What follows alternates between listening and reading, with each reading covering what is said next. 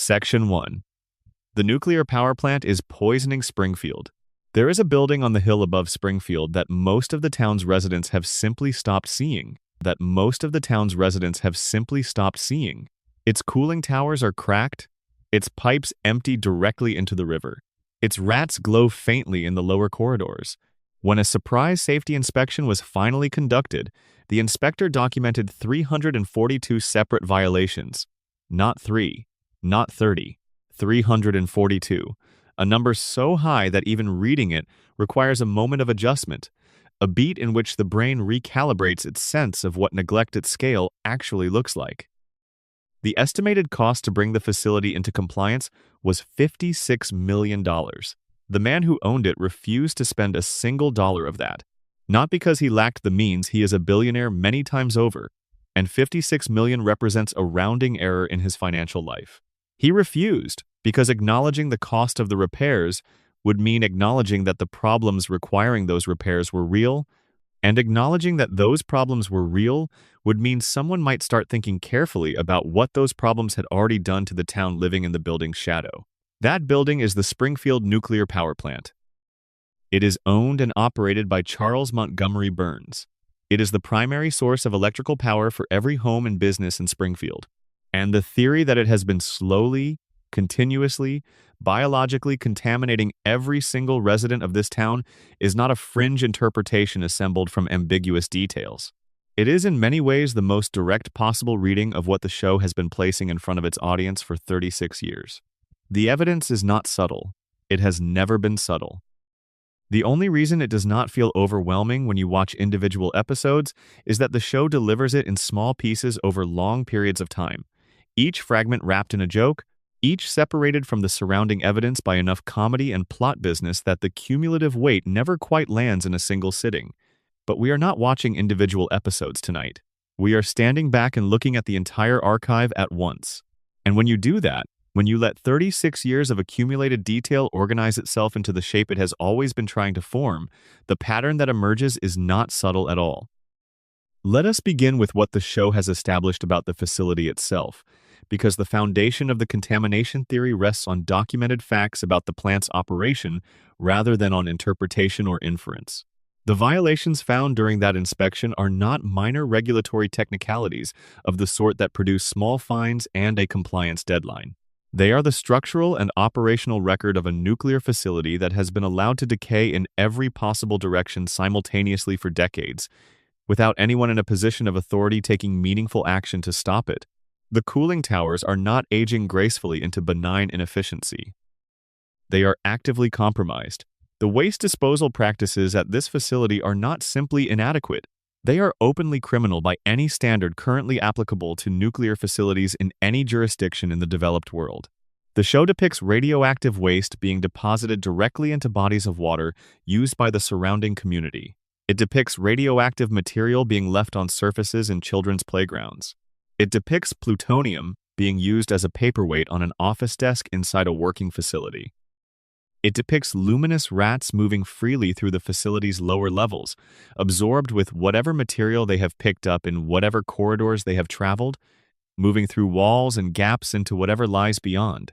Each of these, taken individually, would represent a catastrophic failure at any facility handling nuclear material under any regulatory framework. Taken together, they describe a working environment so thoroughly contaminated, so completely beyond the threshold of responsible operation, that the real question is not whether material has been escaping into the surrounding community, but rather how much and for how long and through how many pathways. The answer to that question is hinted at in a detail the show places quietly in the middle of the inspection sequence and then immediately moves away from without any follow-up or resolution. There are human skeletons in the basement of the Springfield Nuclear Power Plant. Bones. Human bones in the basement of a working nuclear reactor facility that employs hundreds of people and has been operating continuously for decades. The inspector finds them, records the discovery as one item in a longer list, and moves down the checklist to the next violation. No one pauses. No one calls anyone. No one begins the kind of inquiry that the discovery of unidentified human remains in any building, let alone a nuclear facility, would immediately trigger in a world where oversight and accountability function even minimally. The show mentions the skeletons once. It shows you the bones in a brief shot, and then 700 and more episodes follow over more than 3 decades of broadcast television, and the bones in the basement of the Springfield nuclear power plant are never returned to. They are never identified. Their presence is never explained. The show never follows the implication of their existence, even one step toward whatever conclusion that implication might reach. That sustained and deliberate avoidance is itself a kind of evidence. The Simpsons has spent entire storylines following the consequences of a misplaced letter, a misunderstood joke, a minor social slight. When the show chooses not to follow a particular thread, it is usually because the thread leads somewhere the show has decided it cannot go. The bones in the basement lead somewhere, and the show has been walking in the opposite direction from that somewhere for over 30 years.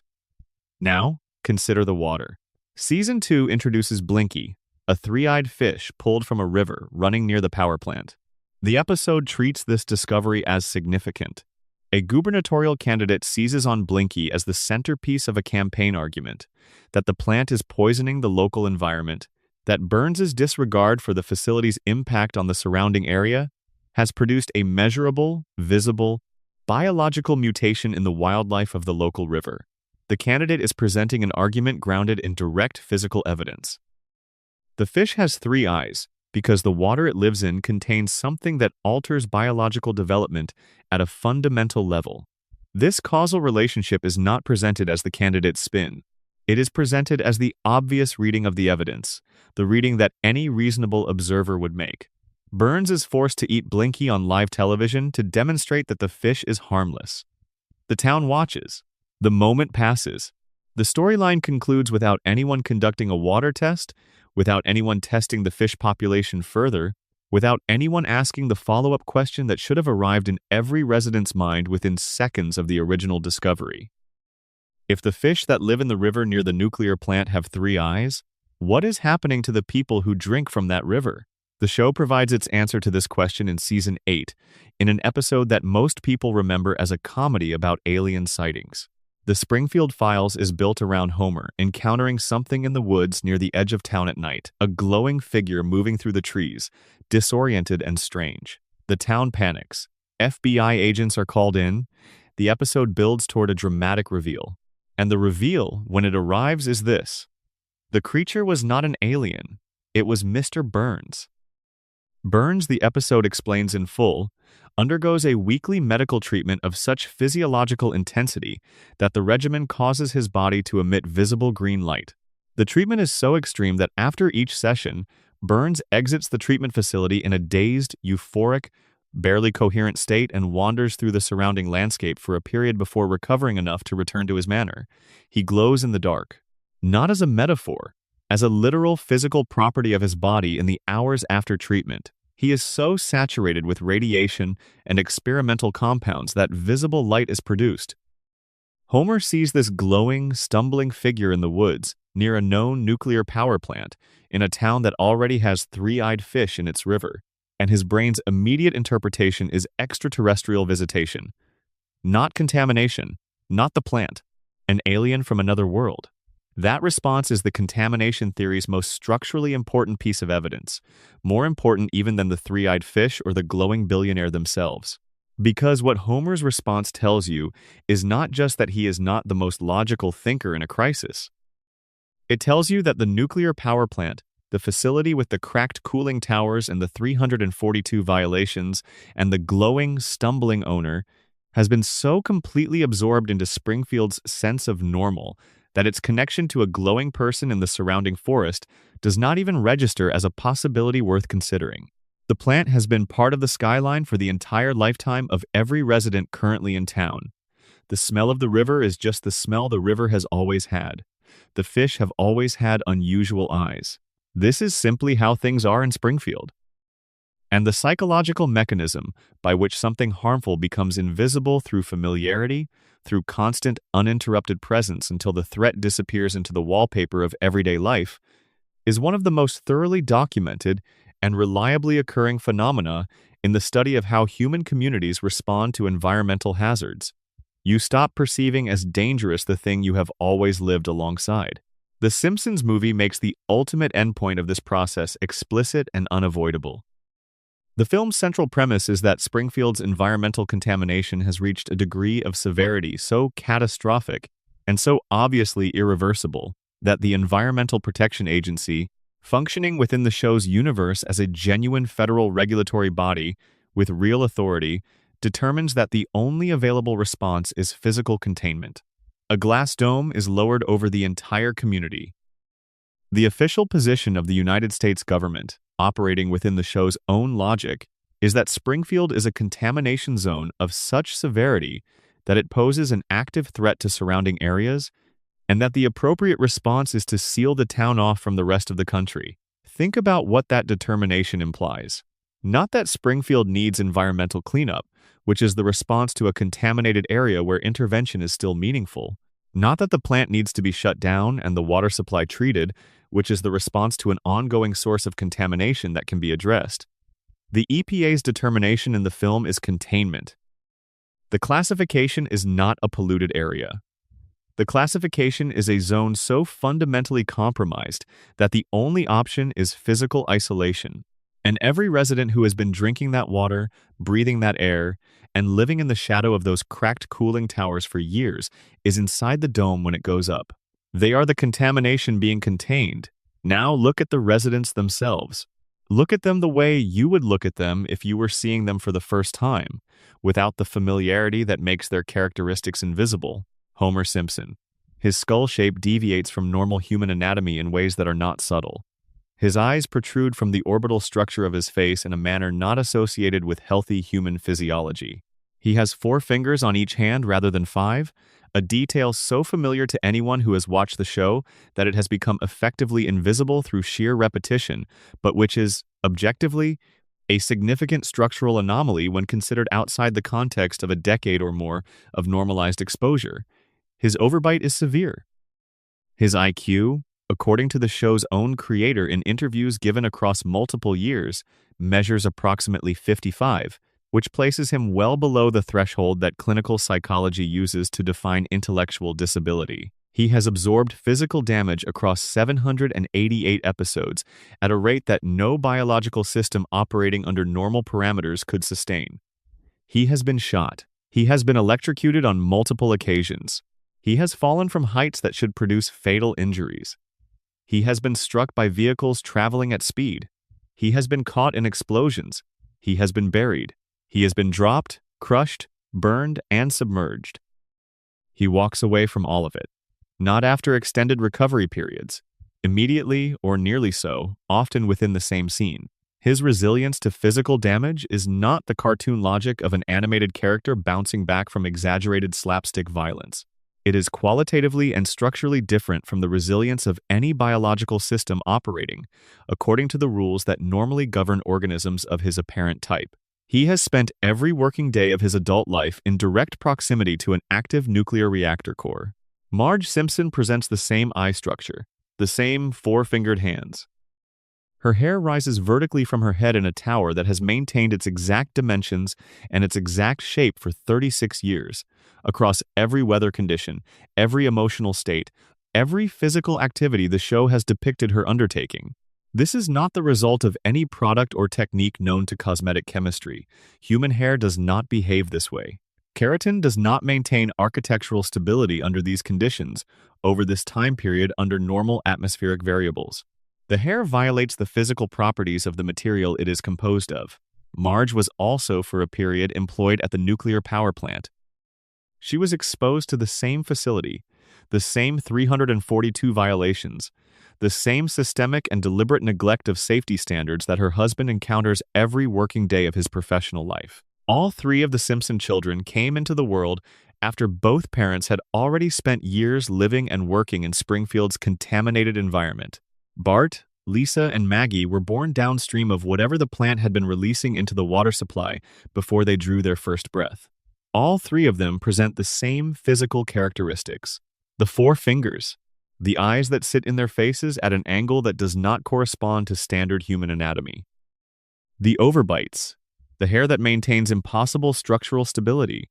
and the quality that has become so completely associated with the show that it is now referenced culturally as a single-word descriptor for a particular visual aesthetic, as though it were a design choice freely made rather than a symptom of something the fictional world of the show suggests might be environmental in origin. The yellow skin. Every resident of Springfield is yellow. A flat, saturated, consistent yellow that covers every person who has been born or who has lived in Springfield for a significant period of time. It does not cover people who come from outside.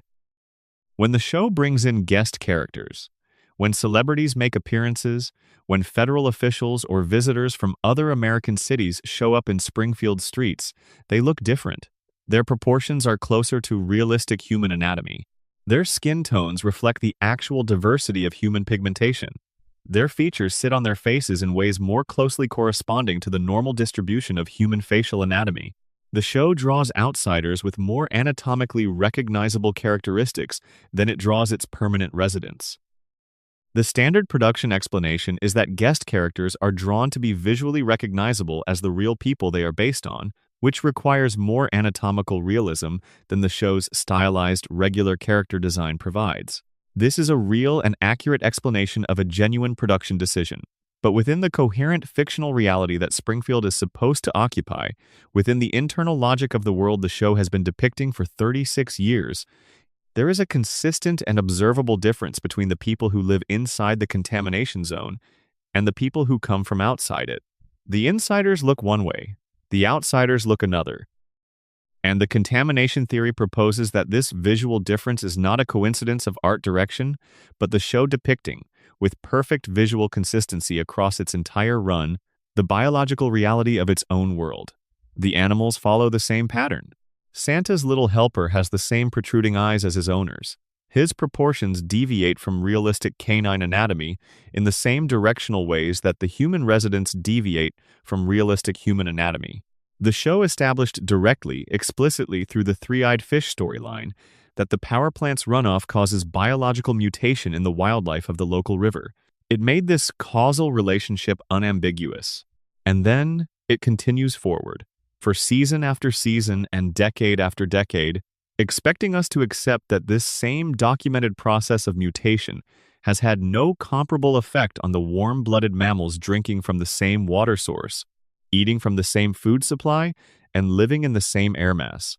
This logical gap, the gap between the water mutates fish and the water does not mutate humans, is the space the contamination theory inhabits. The show cannot logically support both propositions simultaneously. And yet it proceeds as though it can, episode after episode, by ensuring that the individual pieces of evidence are always delivered separately, always wrapped in humor, always surrounded by enough narrative distance that the accumulating implications never quite coalesce into a single, unavoidable conclusion. Burns knows what his plant has been doing. The show is explicit about this, across more than one storyline, in ways that the distance between individual episodes makes easy to lose track of, but that become difficult to ignore when viewed together. Burns funds private medical research. Burns maintains personal physicians. Burns undergoes those weekly treatments that make his body glow, treatments that represent the active, deliberate, scheduled management of a body that has spent over a century saturated in nuclear material and that cannot maintain its own function without continuing intervention.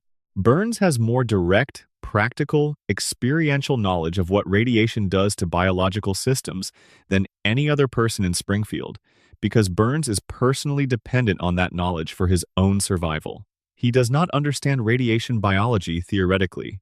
He understands it the way a person understands the mechanics of whatever is keeping them alive. It is immediate, practical, urgent knowledge, updated weekly through the treatment protocol that stands between him and the collapse of everything keeping him functional. Burns owns a nuclear power plant that has been releasing radiation into the surrounding environment for decades. Burns understands what radiation does to living biological systems because radiation is keeping him alive and because he has the pharmaceutical infrastructure and the medical expertise to manage its effects in his own body. These two facts exist simultaneously in the same mind, the same ruthlessly calculating mind that has been maintaining an empire and a life for over a century by understanding the angles of every situation it inhabits before committing to any particular action. The German investors who briefly purchased the plant demonstrated what happens when people without Burns's interest take control of it. The first thing they did after the acquisition was fire Homer. The second thing they did was commission an actual cost assessment for bringing the facility into compliance with applicable safety standards. The estimate nearly ended them financially. They sold the plant back to Burns. Burns immediately rehired Homer, a man with an IQ measured at around 55, who has been documented sleeping at his safety monitoring station, who once caused a nuclear incident by throwing a donut into the reactor core to observe its effect, who eats donuts during active meltdown warnings, is the person whose job title and job function is preventing catastrophic failure at a facility with 342 violations that its owner has explicitly refused to address. Homer does not fail at his job in spite of what the plant requires. Homer's particular and specific kind of failure is precisely what the plant requires. The incompetence is not a flaw in the arrangement. The incompetence is the arrangement. A competent safety inspector would shut that facility down. Homer ensures the violations continue. The radiation keeps releasing. The water stays contaminated.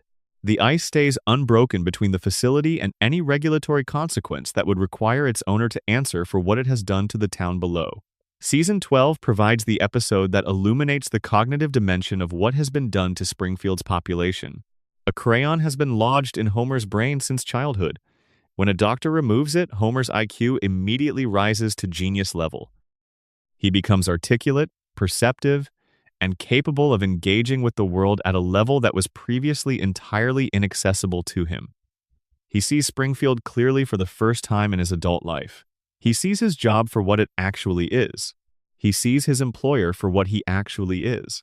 He sees the relationship between his daily life and the structures that have organized it without his awareness or consent. The clarity is not a gift. It is a source of suffering so acute that Homer makes the deliberate, conscious choice to have the crayon reinserted. He chooses cognitive impairment over awareness because awareness of his actual situation is incompatible with the capacity to continue living that situation. This is the show at its most honest. Not the comedy of the crayon insertion, but the tragedy of the choice. Homer is too damaged by his environment to function in that environment with his full faculties intact. The environment requires a damaged version of him. And given the choice between clarity and the ability to get through the day, Homer chooses the day. The question the episode raises without pursuing is the one that matters most. How did the crayon get into his brain in the first place? Homer received medical care in Springfield throughout his childhood. He visited Springfield's doctors at Springfield's medical facilities. He went through adolescence and early adulthood in a town with a medical establishment, with professionals whose basic function includes identifying exactly this kind of foreign object in a patient's skull. Not one of them found it. Either every physician who ever treated Homer in Springfield is so catastrophically incompetent that they missed a crayon-shaped obstruction in a patient's brain across years of routine care, which strains credulity past its limits. Or some of them knew it was there and made a decision not to remove it. In a town whose economy runs entirely through the nuclear plant, where the plant's owner controls the conditions of economic survival for most residents, where the difference between explicit instruction and implicit understanding in a company town is often the difference between directness and efficiency rather than intent, the choice not to remove a cognitive obstruction from a child who would grow up to work at the facility becomes something other than medical oversight. The radiation theory does not explain one mystery about Springfield. It explains all of them, together, as a unified system, rather than a collection of unrelated quirks.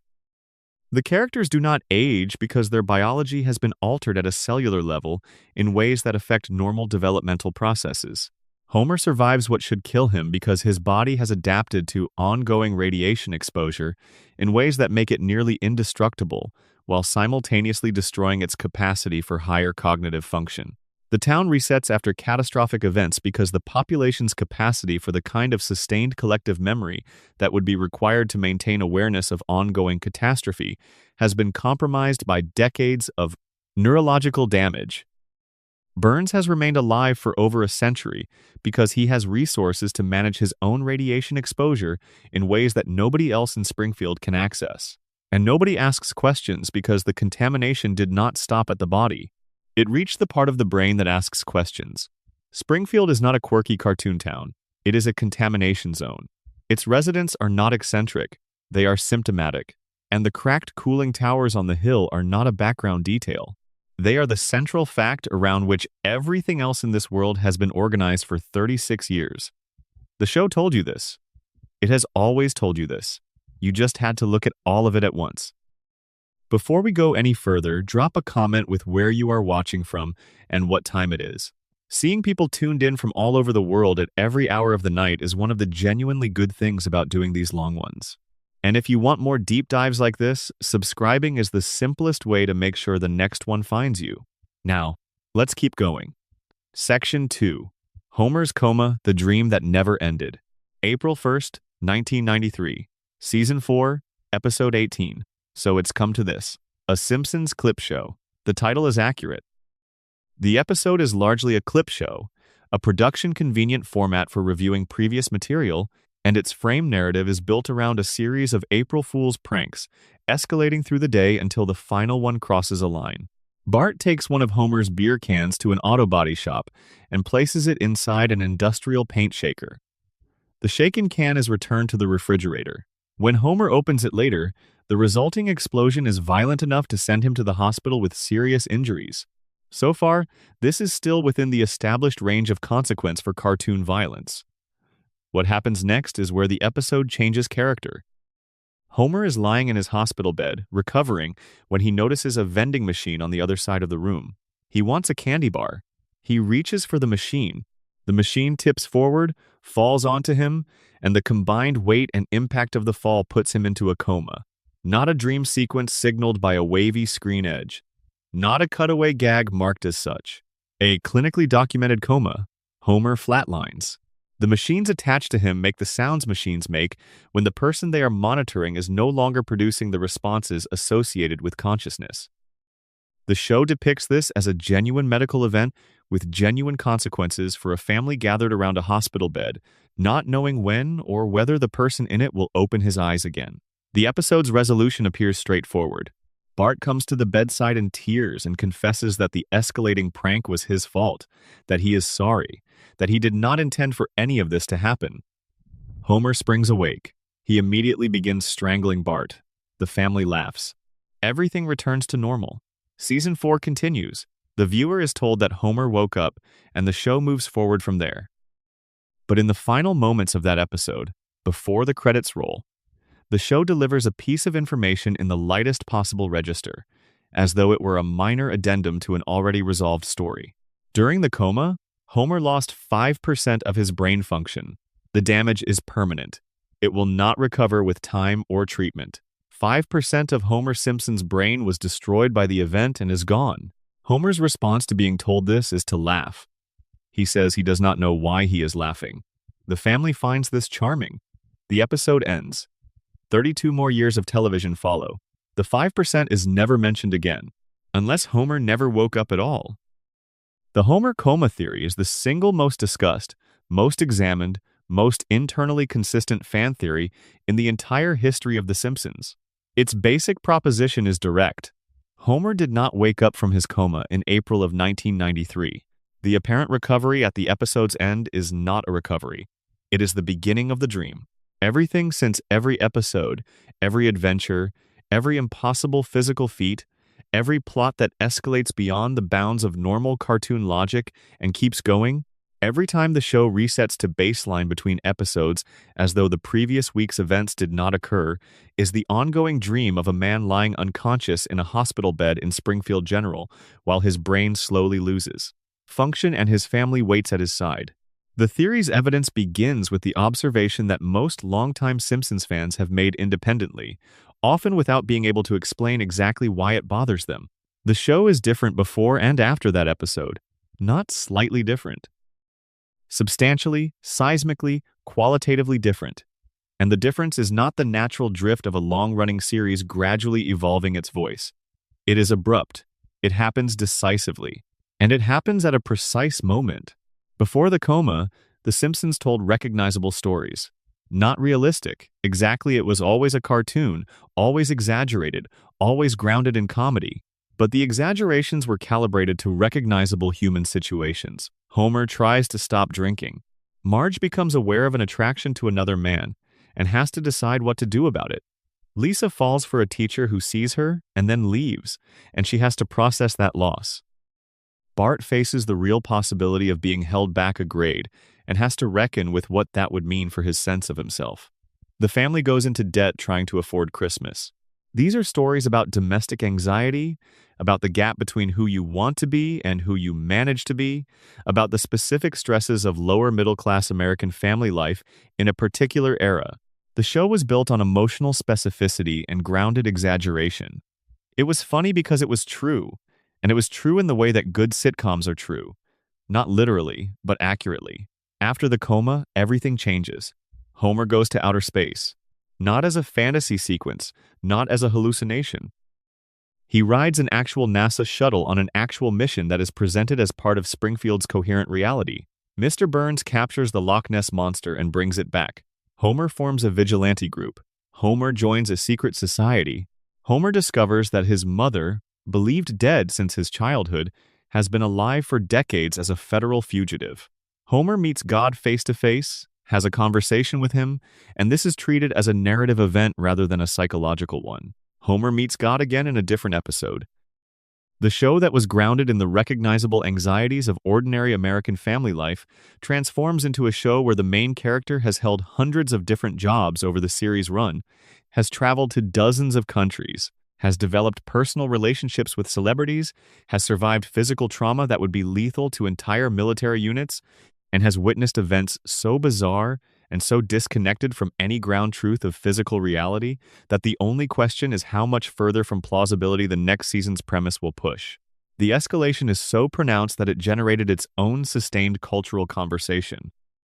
The internet has been arguing about when The Simpsons got bad, or strange, or lost its original identity for 20-plus years. Different viewers identify different moments. Different critics point to different episodes. But the coma theory proposes something more specific and more precise. The show did not change because writers changed, or because networks applied pressure, or because cultural tastes shifted. The show changed because Homer's brain changed. Each subsequent season, within the theory's framework, is another year of cognitive decline in the mind of a man lying in a hospital bed. The early post-coma seasons are still relatively coherent because the damage is recent and the brain is still capable of generating a reasonably organized simulation of the world Homer knew. As years accumulate and function deteriorates, the dreams become more elaborate, more disconnected from any physical plausibility, more dependent on whatever fragments of external stimulation the sleeping brain can absorb and incorporate into the ongoing simulation. This last point explains the celebrity appearances. In the theory's framework, the famous faces that flood Springfield streets in later seasons in ways the early seasons never approached are not famous people who happen to visit a small American city. They are sounds. Names and voices absorbed from the television running in Homer's hospital room, from the radio at the nurse's station, from conversations happening at his bedside between visitors. Homer's sleeping brain hears a voice, processes a name, and incorporates it into the dream as a character. The later seasons are dense with celebrity cameos, not because Springfield became cosmopolitan, but because Homer's brain began depending more heavily on ambient external input as its internal architecture became less capable of generating new content independently. Every celebrity in late-season Springfield is actually a voice Homer heard through the fog of unconsciousness, translated by his dreaming mind into a physical presence in the world it keeps generating. 6 months before the coma, the Season 4 premiere gave the theory a piece of evidence that the show has never explained in any other satisfying way. The episode is Homer the Heretic. Homer decides to skip church on a Sunday morning and stay home alone instead, which leads, through the episode's particular logic, to a direct face-to-face conversation with God. Not a metaphorical encounter, not a dream sequence marked as such. God appears to Homer in his living room while Homer is alone, and they have a conversation. During that conversation, God tells Homer several things, among them that Homer's time for understanding the meaning of life is coming but not yet, that Homer should enjoy what he has because it will not always be there in the same way, that Homer's time is approaching. 6 months later, Homer is in a coma. God appeared to Homer in the Season 4 premiere and told him that his time was coming, 6 months passed in real-world broadcast time, and then Homer's conscious life ended. The show presents the conversation as a quirky premise for a faith and family episode. Under the coma theory, it is a prophecy delivered with unusual specificity. Homer was told his time was nearly up. His time arrived. The aging freeze is the piece of evidence that the coma theory handles with the most elegant simplicity. Nobody in Springfield ages. Bart has been 10 years old for 36 calendar years. Lisa has been 8. The children do not develop, do not grow, do not become the people time would naturally make them.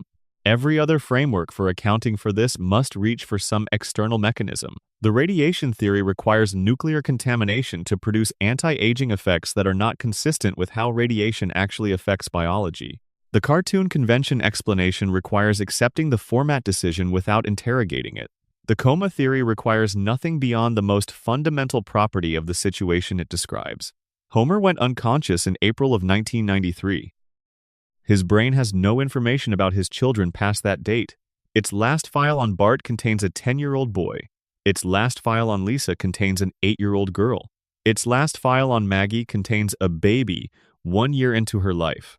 The dream cannot produce a version of these people that the reference material does not contain. There is no template for an older Bart. There is no template for a teenage Lisa.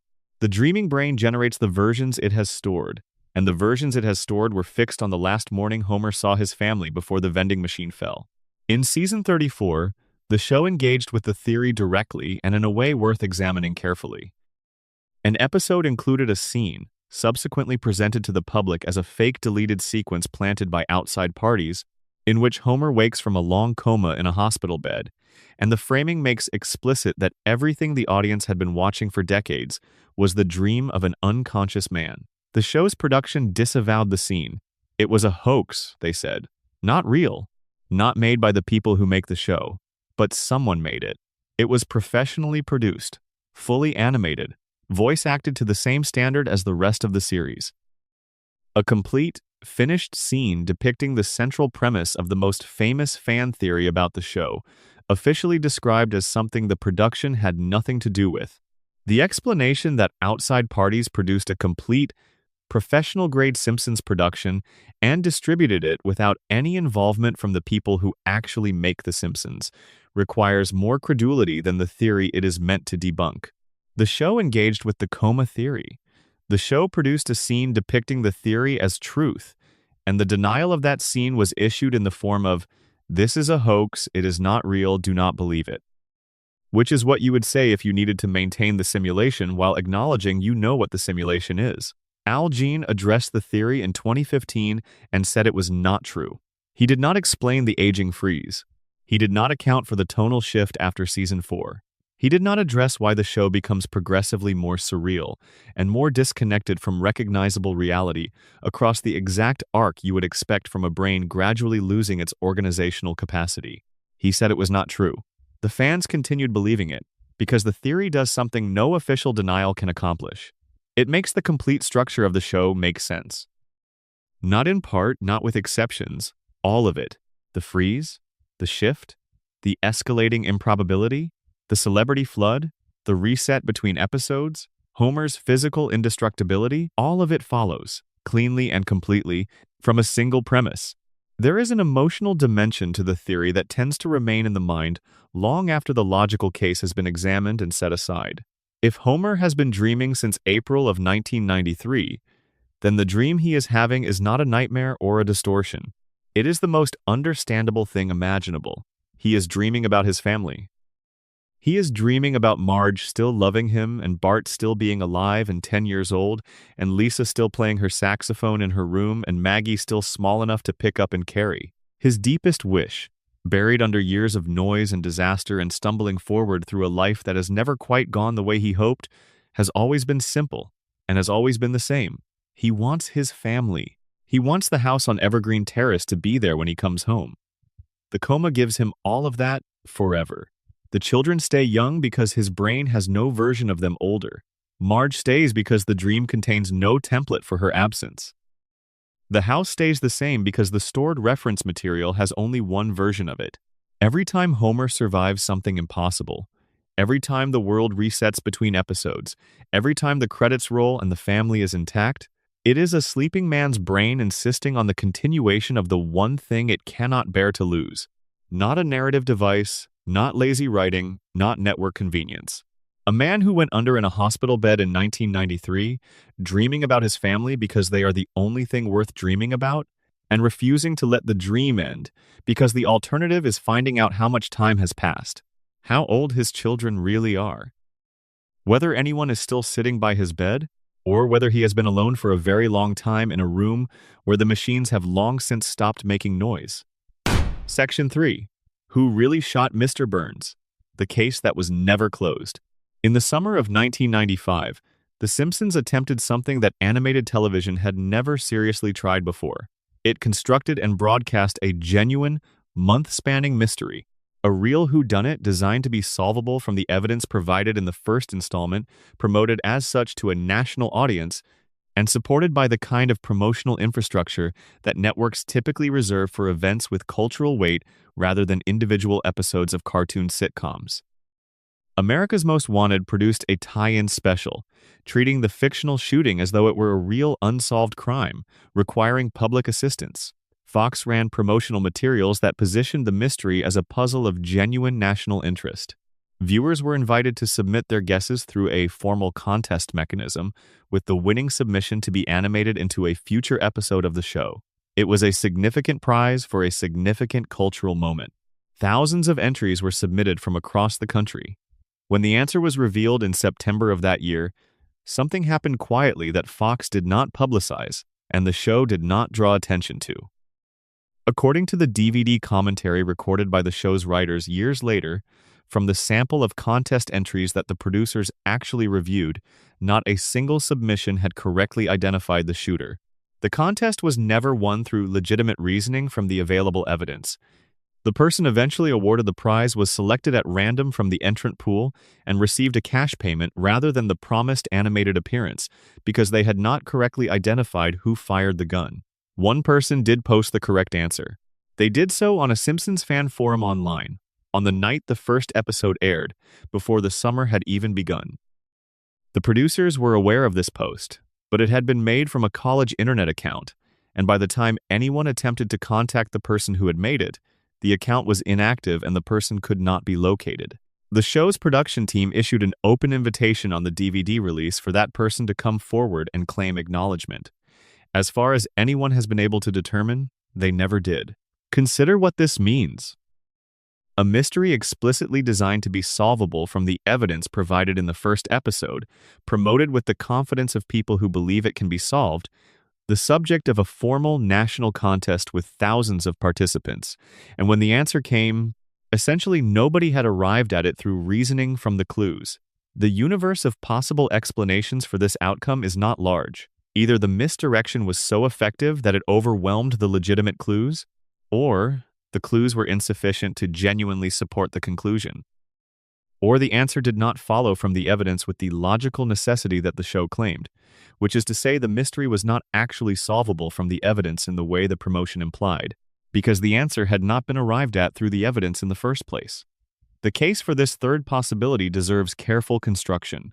By the end of the first episode, every named character in Springfield has been given a documented, explicit motive for wanting Burns harmed. Burns has stolen the oil well from beneath Springfield Elementary, eliminating the school's budget and destroying multiple programs the community depends on. He has bankrupted Moe's Tavern through economic pressure and forced its closure. He has created a geological disruption that demolished the Springfield Retirement Castle, displacing its residents. He has injured Santa's little helper, the Simpson family dog, in an incident that is presented as a direct consequence of Burns's activities. And as his final act before the shooting, Burns has constructed and activated a device to block sunlight over the entire town, forcing every resident to purchase electricity from his plant because nothing that depends on natural light will function, which means everything will fail unless it is powered by the one source Burns controls. When Smithers objected to this last scheme and suggested that perhaps it represented an overreach, Burns fired him. The town gathered at a public meeting to confront Burns directly over all of this. The atmosphere was so charged that multiple characters arrived visibly armed. Every person in Springfield had a reason to want this man to stop. And then he was shot at close range in the parking lot after the meeting, staggered to the town sundial, and fell with his hands landing on two specific letters before the ambulance arrived and carried him away.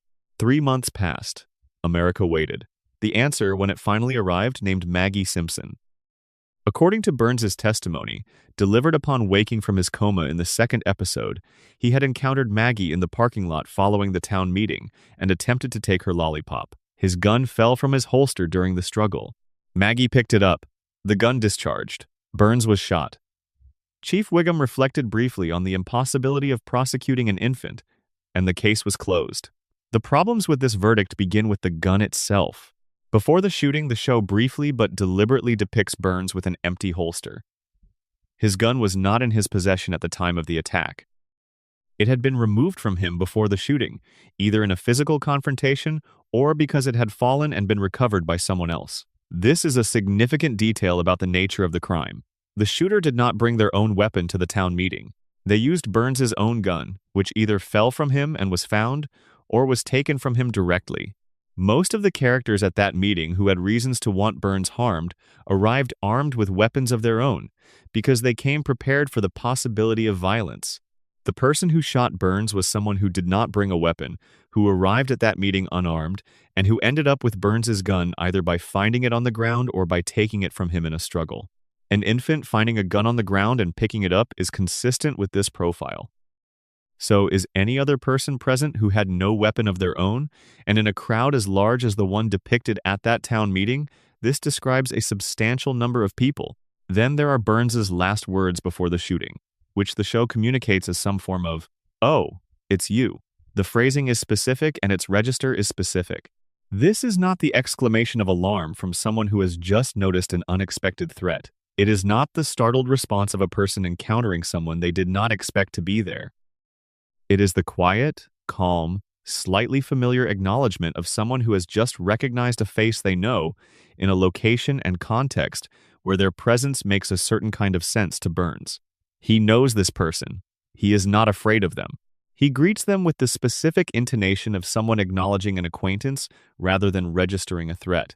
Does Mr. Burns know Maggie Simpson with sufficient familiarity to greet her this way? The show has never established a meaningful prior relationship between Burns and the Simpson infant. Burns is documented repeatedly and consistently throughout the series as being unable to reliably identify his own longtime employee by name. The idea that he would look at this specific baby and respond with the calm, unsurprised, familiar acknowledgement of, "Oh, it's you." The greeting you give someone whose presence in front of you makes immediate sense does not correspond to what the show has established about either Burns's memory or his level of interest in the people around him. Season 18 delivers what might be the most significant and least examined piece of evidence in the entire case. Homer, on screen, states that he was the one who shot Mr. Burns. He says this without build-up, without the narrative scaffolding that signals a major revelation is arriving. He simply states it in the middle of a scene, and the episode does not react. The police are not called. The case is not reopened. No one follows up. Homer confesses to the attempted murder of the richest man in Springfield, and the show responds by continuing to the next scene as though he has commented on the weather. 2 readings are available. Either Homer is lying for attention, which is consistent with his character and cannot be ruled out, or the original verdict was wrong and Homer knows it because Homer is the one who actually did it. If Homer shot Burns, Maggie did not. She became the official answer not because the evidence pointed to her with logical necessity, but because the investigation found Simpson DNA at the scene, because the Simpson family was present throughout all relevant events, and because when Burns woke from his coma and needed to name someone, Maggie was the most legally convenient conclusion available. She could not deny the accusation. She was too young to be prosecuted. Chief Wiggum said as much explicitly. She was the answer that ended the investigation cleanly, without requiring anyone to look carefully at what had actually happened in that parking lot. The Marge theory has been developed and refined in fan communities over many years, and it rests on an argument that is stronger than it might initially appear. Marge had a substantial motive. Burns had destroyed her children's school, injured the family dog, and stolen sunlight from the town she had spent her life building a home in. Marge did not arrive armed at the meeting, because Marge is not someone who comes to public confrontations carrying weapons, which makes her consistent with the shooter profile established by the evidence about whose gun was used. And Burns had previously developed an infatuation with Marge, established in an earlier episode as genuine on his part. If Burns recognized Marge in the parking lot, if he woke in that hospital room and processed that the woman he had feelings for was the person who shot him, his response would have been shaped by a calculation. His instinct toward retaliation and grudge-holding is among his most documented character traits. But Burns calculates before he acts, and the calculation in that hospital room would have been specific. Naming Marge meant a prosecution, a public trial. Every detail of what Burns had done to Springfield examined in a courtroom, in public, on the record. His behavior analyzed and scrutinized in a context he could not control. The alternative pointing vaguely at the sundial, letting the evidence land where it fell, allowing the investigation to reach a conclusion that happened to involve an infant who could not be prosecuted, kept everything quiet, kept the case short, kept the real story off any permanent public record, and prevented the examination of Burns's conduct that a trial would have required. The fully produced alternate Smithers ending adds another layer. The show made it, animated it, voiced it, completed it to professional broadcast standard. It was later shown within the show, presented as the wrong answer, with the rejection delivered by a host character who notes that accepting the Smithers conclusion would require ignoring the DNA evidence, and that ignoring DNA evidence would be, in the show's exact phrasing, downright nutty. The line is a direct and unambiguous reference to the O.J. Simpson trial, happening in real time as these episodes were produced. A jury that ignored DNA evidence and reached an acquittal regardless. The show was telling its audience, through a cultural reference that could not have been more precisely aimed, that official verdicts constructed on DNA evidence are not automatically correct. That evidence can be made to point wherever the people controlling an investigation need it to point. That the truth and the official answer exist in different registers and do not always occupy the same space. An early script draft had Barney Gumble as the shooter. The writers considered it seriously enough to plan out where the story would go from there. The answer was eventually changed, which means the answer was not locked in by the clues. The clues were adjusted to fit the answer.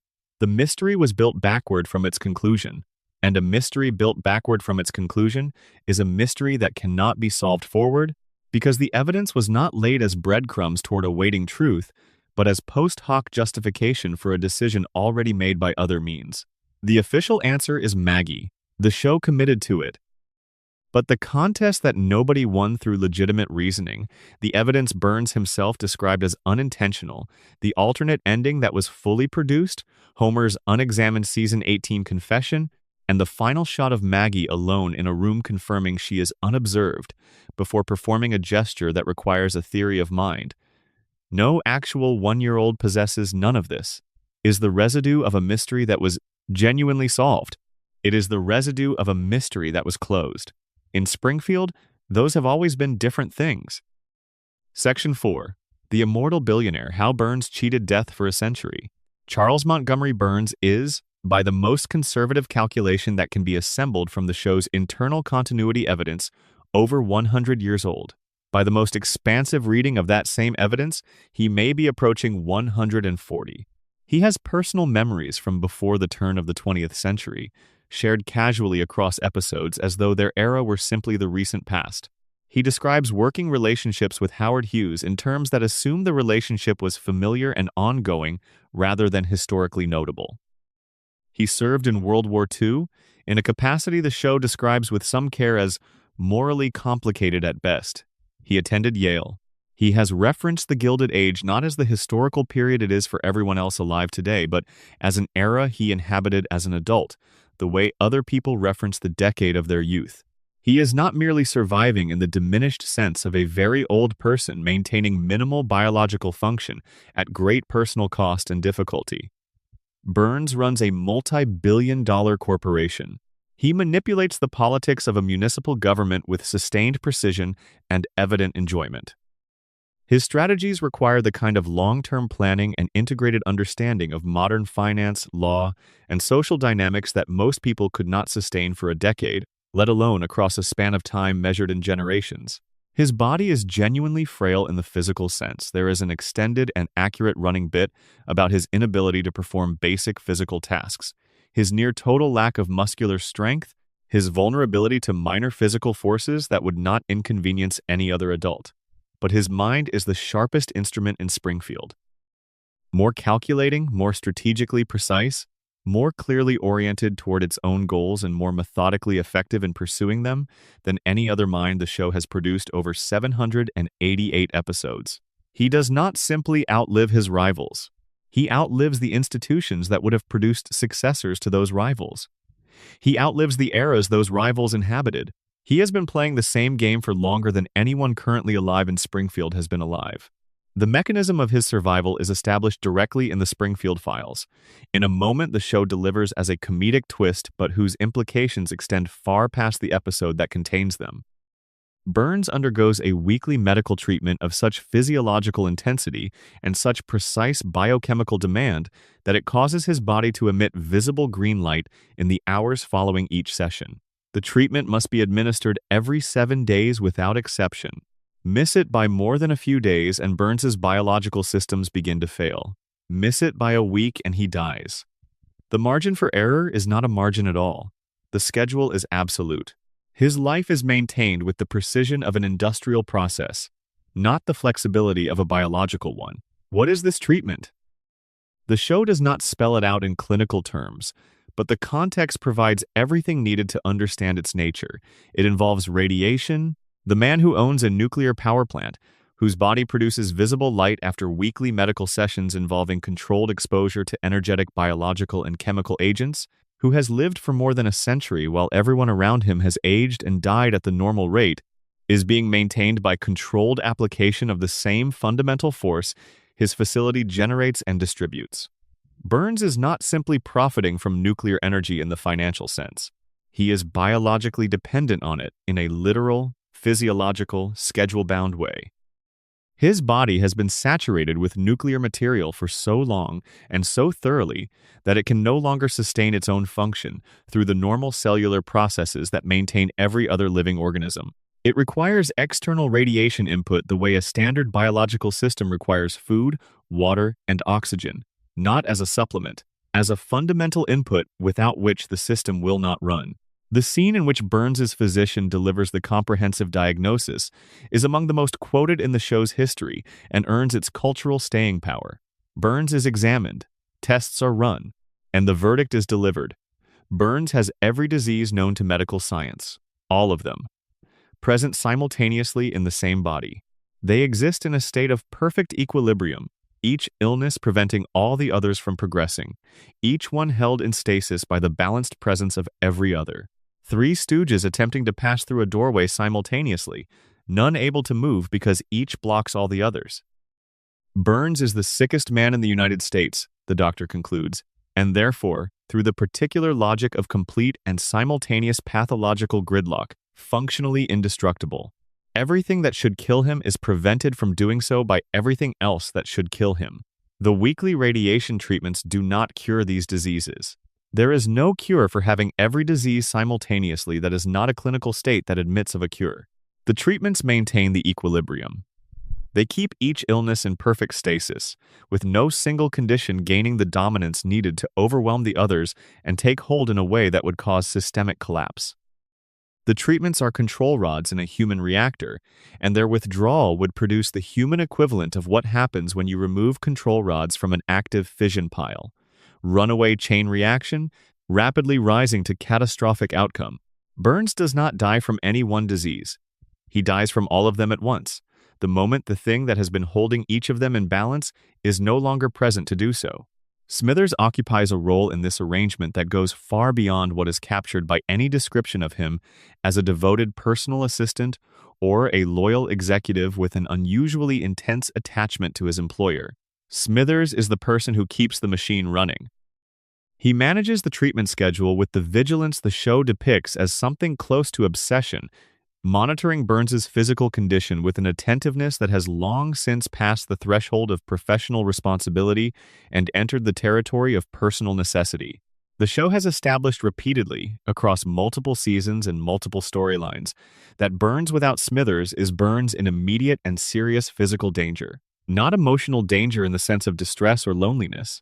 Physical danger in the sense of imminent system failure. Without Smithers present and attentive, the weekly appointment gets missed.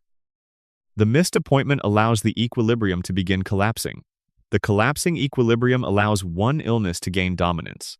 One illness gaining dominance allows the gridlock to break.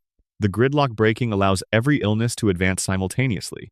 Burns is dead within days of a missed treatment. Smithers knows this. He has always known this. The knowledge is the foundation beneath every other element of the dynamic between them, including the elements the show depicts more openly and more sentimentally. Burns holds power over Smithers through wealth, through employment, through the social machinery of extreme class disparity that the show depicts without flinching. But Smithers holds a power that neither of them ever names explicitly, because naming it would require both parties to acknowledge a reality the show allows to remain implicit. The man who schedules the treatment holds the life of the man who needs the treatment. Smithers cannot leave Burns, cannot walk away from the arrangement, cannot simply resign when Burns's behavior crosses a line that Smithers's genuine ethical sense recognizes as too far. Because leaving is a death sentence. And Smithers knows it, and Burns knows that Smithers knows it, and this shared knowledge runs under every scene between them like a current that neither character ever directly touches. Burns's relationship to historical events adds dimensions the show has seeded across its run without ever fully excavating. He knew Howard Hughes. He attended Yale. He served in World War II. He stole $1 trillion bill from the United States government during that war and kept it hidden for decades. He has referenced the Gilded Age as lived personal experience. His family, the Burns dynasty as an institution spanning multiple generations rather than a single person, is depicted as one of the oldest continuously powerful lineages in the history of the American economy. The family wealth predates the Industrial Revolution in the most direct sense. The Burns fortune was used to build the industrial infrastructure of an earlier era, and subsequent generations were paid by the people who used that infrastructure to sustain themselves. This is old money. In the most thoroughgoing sense, the phrase can carry money that has been working on its own behalf for so long and through so many successive eras that the original accumulation is buried under centuries of compounding advantage. Burns did not build an empire. He inherited one that was already old when he took it over, and has been extending it ever since. He has outlived every rival, every competitor, every institution that might have challenged his family's position, not through superior business acumen alone, but through the simple and decisive advantage of having more time. You cannot compete with someone who started before you were born and will still be operating after you are dead. You cannot counter a strategic position that has been developing since before any of the frameworks currently used to evaluate strategic positions existed. The greatest competitive advantage Burns possesses is not his money or his ruthlessness or his intelligence.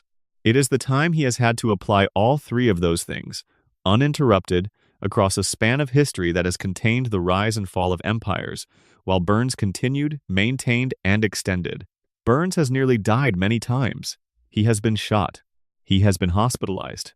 He has been stripped of his resources, abandoned in the wilderness, isolated from everything that supports his survival. Every time he comes back. Not through passive biological resilience of the sort that allows Homer to walk away from explosions. Burns comes back through infrastructure. Through the organized application of wealth and medical knowledge, and the specific treatment protocol that Smithers has organized his entire professional existence around keeping current, Homer's continued existence is passive. His body continues working because it has adapted to ongoing physical assault. Burns's continued existence is active engineering, the output of a century-long project deliberately designed to ensure that whatever happens to his physical form, something is in place to restore it. Everything Burns has built, every institution he has corrupted, every political relationship he has cultivated, every dollar he has directed toward private medical research and personal physicians and pharmaceutical development and the specific compound administered every 7 days, all of it serves one primary function. Keep Burns alive. Keep the treatments coming. Keep the reactor running.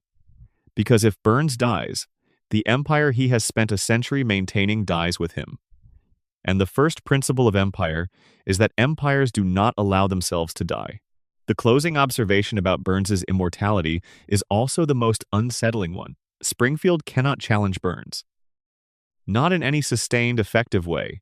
Not because Burns is too powerful to confront, though he is. Because the town's economic life is organized around the plant's operation is organized around Burns, and Burns's survival is organized around the resources the plant's economic output provides. Remove Burns, and the plant is destabilized. Destabilize the plant, and the town's economy collapses. Let the economy collapse and the town dies.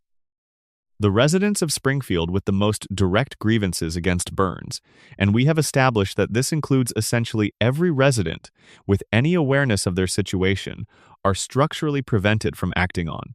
Those grievances by the knowledge, whether explicit or implicit, that removing Burns means removing the foundation on which their daily lives rest. He is not just too powerful to remove, he is too necessary to remove. He is not immortal in the simple sense of a body that cannot be killed. He is immortal in the more durable sense of a system that has been designed so that his death is incompatible with the continuation of everything everyone else depends on. He is too expensive to die, and Springfield will continue paying whatever price his survival requires, because the alternative has a cost that nobody in town has the resources to cover. Section 5. Maggie Simpson. The silence of the most dangerous person in Springfield. Maggie Simpson is 1 year old. She has been 1 year old for 36 years. She communicates primarily through pacifier sounds and the occasional pointed stare that lands with more weight than most full sentences manage. She cannot walk without falling. She has not developed functional language. By every outward measure, she is what she appears to be, a pre-verbal infant, dependent, operating at the cognitive level appropriate for someone who has been alive for 12 months. In that time, without saying a single meaningful word, she has shot a billionaire. She organized and led a successful rebellion among the infants, at a daycare facility run along authoritarian lines. She has saved her family from life-threatening situations on multiple occasions. She has demonstrated spatial reasoning, strategic planning, adaptive problem-solving, and situational awareness that most adults in Springfield cannot match under pressure. Her intelligence has been formally tested on more than one occasion across the show's run, and the results have pointed consistently in the same direction, off the charts, beyond what the available measuring instruments can properly quantify. One test produces a number so high the machine registering it breaks. The show plays this for a quick laugh and moves immediately onto Homer's problem of the week. But the number was there. The machine broke because the number was real. The running gag explanation is what most viewers file this under. Maggie is secretly a genius. Funny observation. And then the episode cuts back to Homer's workplace catastrophe, or Bart's school conflict, or Lisa's latest principled stand against something the town will not support, and Maggie returns to the bouncy chair, and the thread gets dropped one more time. But the thread has never actually gone away. It has been building across 36 seasons, one quiet detail at a time, in the spaces between the main storylines, in the background of crowd scenes and the margins of episodes that are nominally about something else entirely. And when you gather those details and follow the thread from its beginning to wherever it currently leads, what you find is not a running gag. It is the most carefully maintained ongoing narrative in the show's history, told in the one medium Springfield consistently fails to monitor: silence. The shooting is the act most publicly associated with Maggie, so we begin there, though it is in many ways the least interesting thing about her. The official verdict is that she found Burns's gun in the parking lot after the town meeting, that the gun discharged accidentally in a struggle over a lollipop, and that the entire event was an infant's accidental handling of a firearm rather than any kind of intentional act. We have already examined the structural problems with that verdict in the previous section. But the more important question for understanding Maggie is not whether she pulled the trigger. It is what she does in the final moments of the episode, after the official conclusion has been reached and the room has cleared. Everyone leaves. Maggie is alone. She looks around the space with deliberate, unhurried attention. She checks. She confirms that she is not being observed. And only after completing that confirmation, only after establishing that no one is watching, does she move her pacifier in a motion that clearly and unmistakably mimics the action of pulling a trigger.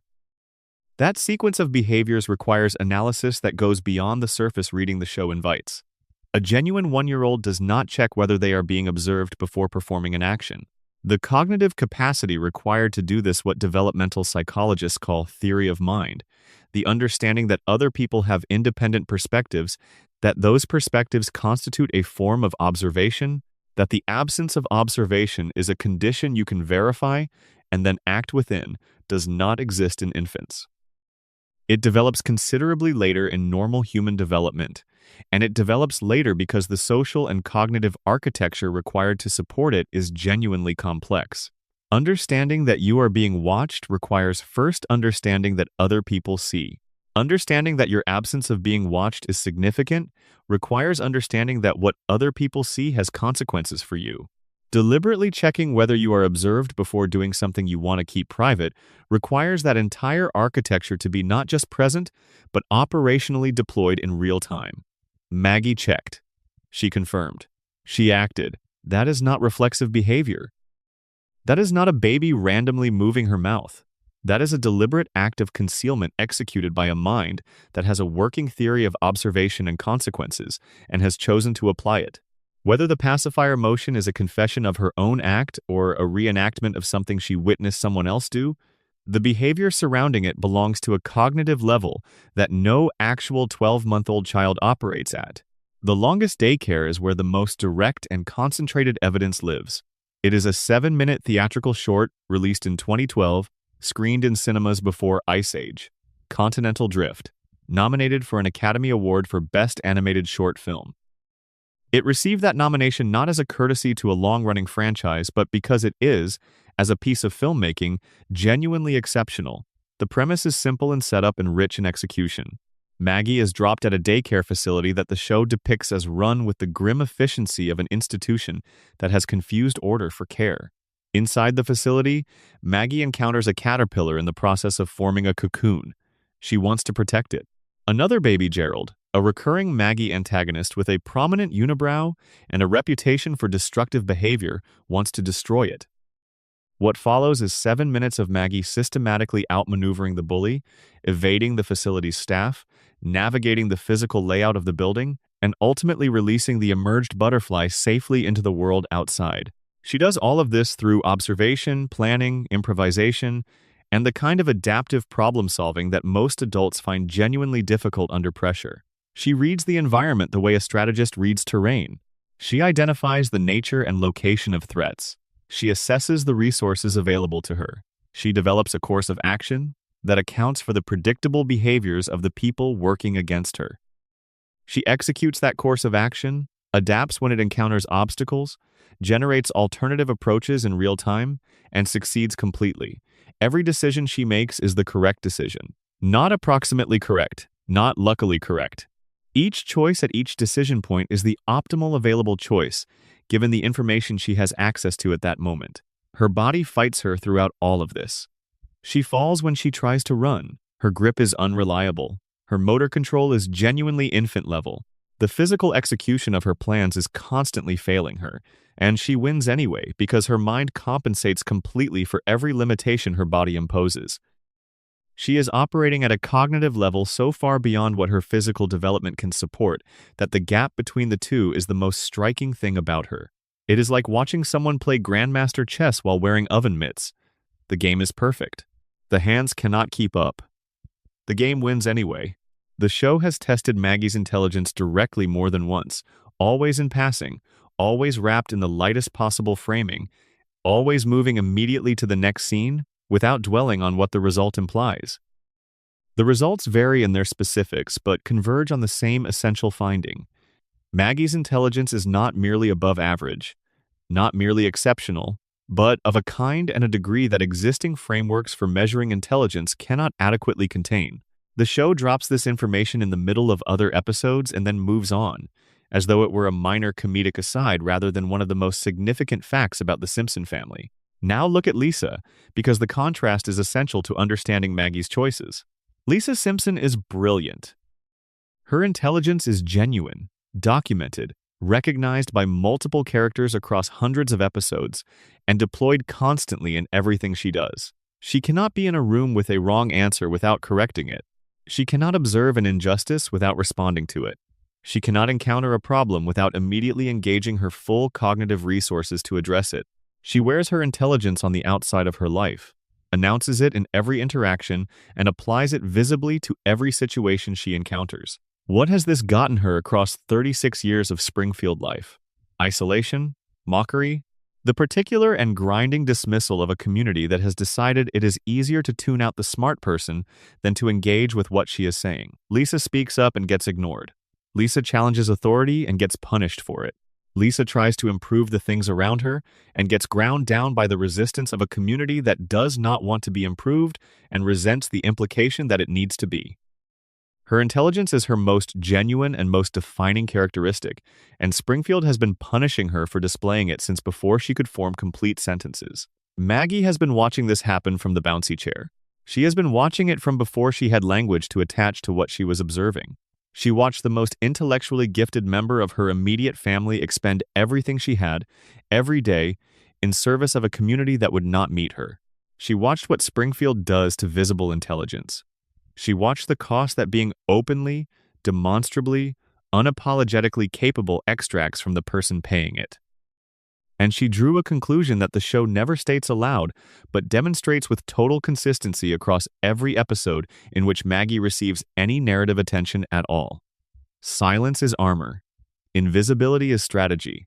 The less they can see of what you are, the less they can use against you, and the more you can accomplish in the space their inattention creates. Every remarkable thing Maggie has ever done has happened below the radar of Springfield's collective attention. Every problem she has solved, every person she has protected, every situation she has navigated to a successful outcome has occurred in the spaces that nobody was monitoring because nobody monitors infants beyond the most basic level of confirming they have not fallen off anything. The daycare rebellion worked because adults do not watch infants for signs of organizational behavior. Burns was shot, and the investigation spent its energy on adult suspects with documented grievances because it did not occur to anyone serious to treat an infant as a suspect until the investigation had exhausted every other possibility. The family crises that Maggie has quietly resolved have been resolved in the background, off to the side of whatever Homer's main catastrophe was that week, executed by the one member of the household that the narrative has agreed, by long habit, to keep in the periphery. The most effective disguise available to Maggie is the perfect, complete, unbroken truth of her surface presentation. She is an infant. She presents every identifying characteristic of an infant without exception. She is carried everywhere, placed in chairs and strollers and playpens, handed between adults as though she were an object that needed to be kept somewhere rather than a person deciding where she wanted to be. And because she has never once disrupted the assumption that she is simply what she appears to be, because she has maintained that performance without a single lapse across 36 years, she has been collecting information about Springfield from the one position in the entire town that has unrestricted access to everything. The position of the person that everyone in the room has already decided to stop paying attention to. Connect this to the radiation framework. The contamination theory proposes that the nuclear plant's ongoing release of radioactive material into Springfield's environment produces mutations across the population, and that those mutations vary in their specific expression depending on the individual and the nature and duration of their exposure. Homer's mutation reduced his cognitive function while making his body nearly indestructible. The same environmental source, working on the same basic biological substrate, produced in Maggie an outcome that runs in precisely the opposite cognitive direction. Where the father's brain was diminished, the daughter's was amplified. Same water, same air, same contaminated environment. One result at one extreme, and another result at the other extreme, living in the same house on the same street without either of them knowing what connects them. Homer and Maggie are the poles of what the Springfield contamination can produce in human cognition. He is what it looks like when the mutation takes something away. She is what it looks like when the mutation gives something that the normal biological range cannot contain. Under the coma theory, Maggie's extraordinary capabilities take on an emotional weight that is difficult to fully account for. If Homer has been dreaming since April of 1993, if Springfield is the ongoing product of an unconscious man's mind, generating and regenerating the same family across the same landscape in an endless loop of preserved love, then Maggie's genius is not a mutation or a surprise. It is a prayer. Homer cannot watch his youngest daughter grow up from inside a coma. He cannot be there for the things that will shape who she becomes. He cannot protect her from what the world will eventually bring to her. He cannot show up. The one thing available to a sleeping father generating a world from stored love and fragmentary memory is the gift of capability. He makes her extraordinary in the dream because he needs to believe she will be safe without him. He gives her a mind that transcends her age, that can handle whatever arrives, that does not need him to stand between it and the world. Because in his sleep, that is the only gift still within his reach. Her genius in that reading is not a biological accident. It is the most profound expression of what Homer Simpson actually is when you strip away the incompetence and the comedy and the strangling. A father who loves his children more than he loves anything else, and who would give them everything he had if only he could find a way to reach them. Back in Springfield, in whatever version of this world has a floor beneath the dream, the question is different and darker and more interesting. Maggie has been watching for 36 years, watching Burns, watching the plant, watching the mechanics of power in this town who holds it, how it is maintained, what it requires, what it does to the people who stand in its way. She has been building an understanding of Springfield's true structure from the one vantage point nobody guards. She has seen everything. She has remembered everything. She has understood everything. And she has said nothing about any of it. What is she waiting for? The show has never said. This is deliberate, and it is the show at its most patient. Maggie's endgame is the last genuinely open question in the Simpson family. Every other character's future can be extrapolated from the available material. Homer will keep stumbling forward at the plant. Lisa will keep fighting the town that will keep not meeting her. Bart will keep pushing against whatever structure is nearest. But Maggie has never shown her hand. 36 years of watching, and she has given nothing away. She is 1 year old. She cannot walk reliably. She has not said a second word in 3 decades. And she is the most capable person in Springfield. She has simply not decided yet what to do about it.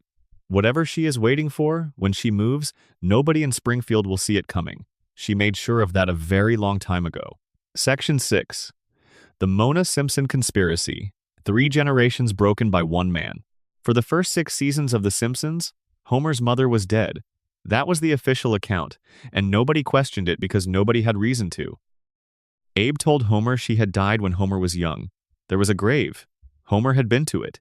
He had performed the emotional obligations of mourning without ever being given any reason to question whether those obligations were being performed at the correct address. He grew up believing he was a boy whose mother had passed away, and whose father, emotionally remote in the specific way that men of that generation often were, had never quite been able to fill what she left behind. That belief did something specific and lasting to Homer Simpson. It shaped him from the inside out. His desperate, constant, sometimes embarrassing hunger for approval from people who have shown no particular interest in giving it. His clinginess with Marge, the particular quality of his need for her to still love him, still choose him, still be there when he comes through the door. A need that goes well beyond ordinary partnership and into the territory of someone who has learned through experience that the people you love can disappear without warning and without explanation. His terror of abandonment, which runs underneath the comedy of his daily life like a current that never stops. His willingness to absorb disrespect and humiliation from his employer across decades without ever meaningfully pushing back, because the job is the structure that keeps the family housed and fed and together, and losing the structure is the worst thing Homer Simpson can imagine. All of that, the emotional architecture of his adult life, is a coping mechanism built around an absence he never understood. He did not know he was coping. He thought it was just how he was. That is what unexamined grief does when it is given a false explanation and no room to become anything else. Season 7, the 19th of November, 1995. The episode is called Mother Simpson, and it is considered by most serious long-term viewers of the show to be one of the finest things it has ever produced. Homer fakes his own death to avoid a Saturday work commitment, a typically Homeric solution to a problem that most people would simply address directly. He pushes a dummy off a cliff near the power plant and lets the town believe he has died. When Marge insists he correct the official records at the Hall of Records, Homer discovers something that reorganizes the entire story of his life. His mother is alive. She has always been alive. The grave Abe showed him was not hers. It belonged to Walt Whitman, the poet, who had been buried in Springfield for reasons the show does not explain and does not need to. Homer's father had been directing his son to mourn at the headstone of a 19th-century American literary figure for the entirety of Homer's childhood and adult life. Homer finds Mona at a cemetery visiting a grave she believes belongs to her son. She does not recognize him at first. He has become a person she was not present to watch him become, and the full weight of that absence is in the scene from the moment she looks at him without knowing who he is.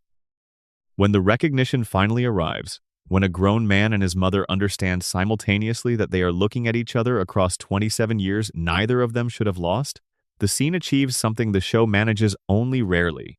Genuine emotion, uncut, unprotected by a joke arriving just in time to prevent it from landing too hard. He had found her. She was real. She had not died. And then she tells him why she left. She did not leave because she stopped loving him. She left because staying would have made Homer and Abe targets of a man with unlimited resources and an unlimited willingness to use them. The man who owned the nuclear power plant, the man Homer has been working for, every day of his adult life, without ever knowing the connection, had seen her face and reported her to the FBI and turned her from a housewife in Springfield into a federal fugitive who could not come home without endangering the people she loved. The story goes back to 1969. Mona was, at the time, leading a completely ordinary life. Married to Abe, mother to a young Homer, living in Springfield while the world outside moved through the civil rights movement and the Vietnam protests and the generational collision that defined that decade. She was radicalized. She joined a group of activists who were responding to something specific rather than to the general cultural moment. They had identified a target. They were going to do something about it. Burns owned a biological weapons laboratory, not a nuclear facility, a germ warfare installation producing weaponized pathogens in the middle of a residential community in Springfield, the same town where Homer was a child going to school and eating dinner and being a person who did not know he lived next to a facility that manufactured biological weapons. Burns was making weaponized diseases in a neighborhood. This is presented in the show with the same matter-of-fact quality as everything else about Burns's activities, as though it were one data point among many in the ongoing accounting of what this particular billionaire has done with his resources and his power. It is a data point, but it is a significant one. Mona's group broke in. They detonated an antibiotic bomb, a device designed to neutralize the stored biological agents without releasing them. The raid worked.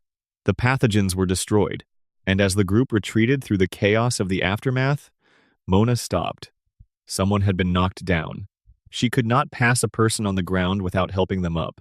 She stopped. She helped. And the person she helped looked up at her and saw her face. That person was Burns. He identified her. He reported her. The FBI was called. And from that single moment of compassion, of stopping to help a stranger, who turned out to be the person whose weapons she had just destroyed, Mona Simpson's life was dismantled. She could not go home. She could not call her family. She could not hold her son and explain to him what had happened and why she was going. She kissed Homer while he was sleeping and walked out of his life into 27 years of hiding, carrying the knowledge of what she had given up and why she had given it up and the understanding that the man responsible for all of it was not going to stop. Homer woke up and his mother was gone. Abe told him she was dead. Homer spent the next 3 decades of his life in the psychological shadow of that lie, building his adult personality around a loss that had been deliberately manufactured by the richest man in Springfield. When Mona returns in season 7, Burns recognizes her almost immediately. He sees her through a cab window. He calls the authorities. The FBI arrives at the Simpson house. Mona runs again. Homer has to say goodbye to his mother for the second time in his life. And this time he is an adult with full understanding of what is happening, who is responsible for it, and why. He watches his mother disappear from his life with the knowledge that the man who drove her away the first time, when Homer was 6 years old and sleeping, is the same man he has been working for every day since he was old enough to work. He knows who Burns is. He knows what Burns did. He knows the connection between his employer and the emptiness at the center of his own emotional life. And he goes back to work on Monday. The show does not play this for laughs. It plays it as tragedy, which is exactly what it is. Homer's inability to connect his knowledge to any meaningful change in his behavior is not a comedy beat. It is the portrait of someone whose capacity for exactly this kind of sustained, rational, self-protective response has been so thoroughly compromised by the radiation, by the crayon, by the decades of cognitive erosion from a contaminated environment that even direct, explicit, unambiguous knowledge of who is responsible for his deepest suffering cannot produce the response that knowledge should generate in any person operating with their full faculties intact. He knows. He cannot act on what he knows. That gap, the gap between knowing and being able to act, is where the full horror of what Burns has done to the Simpson family actually lives. The conspiracy extends deeper than Mona's story. A later season episode reveals that a deal was struck between Abe Simpson and Burns. Burns had committed a crime. Abe had discovered evidence of it. In exchange for Abe's silence, Burns provided a guarantee. Homer would have a job at the plant, no matter what.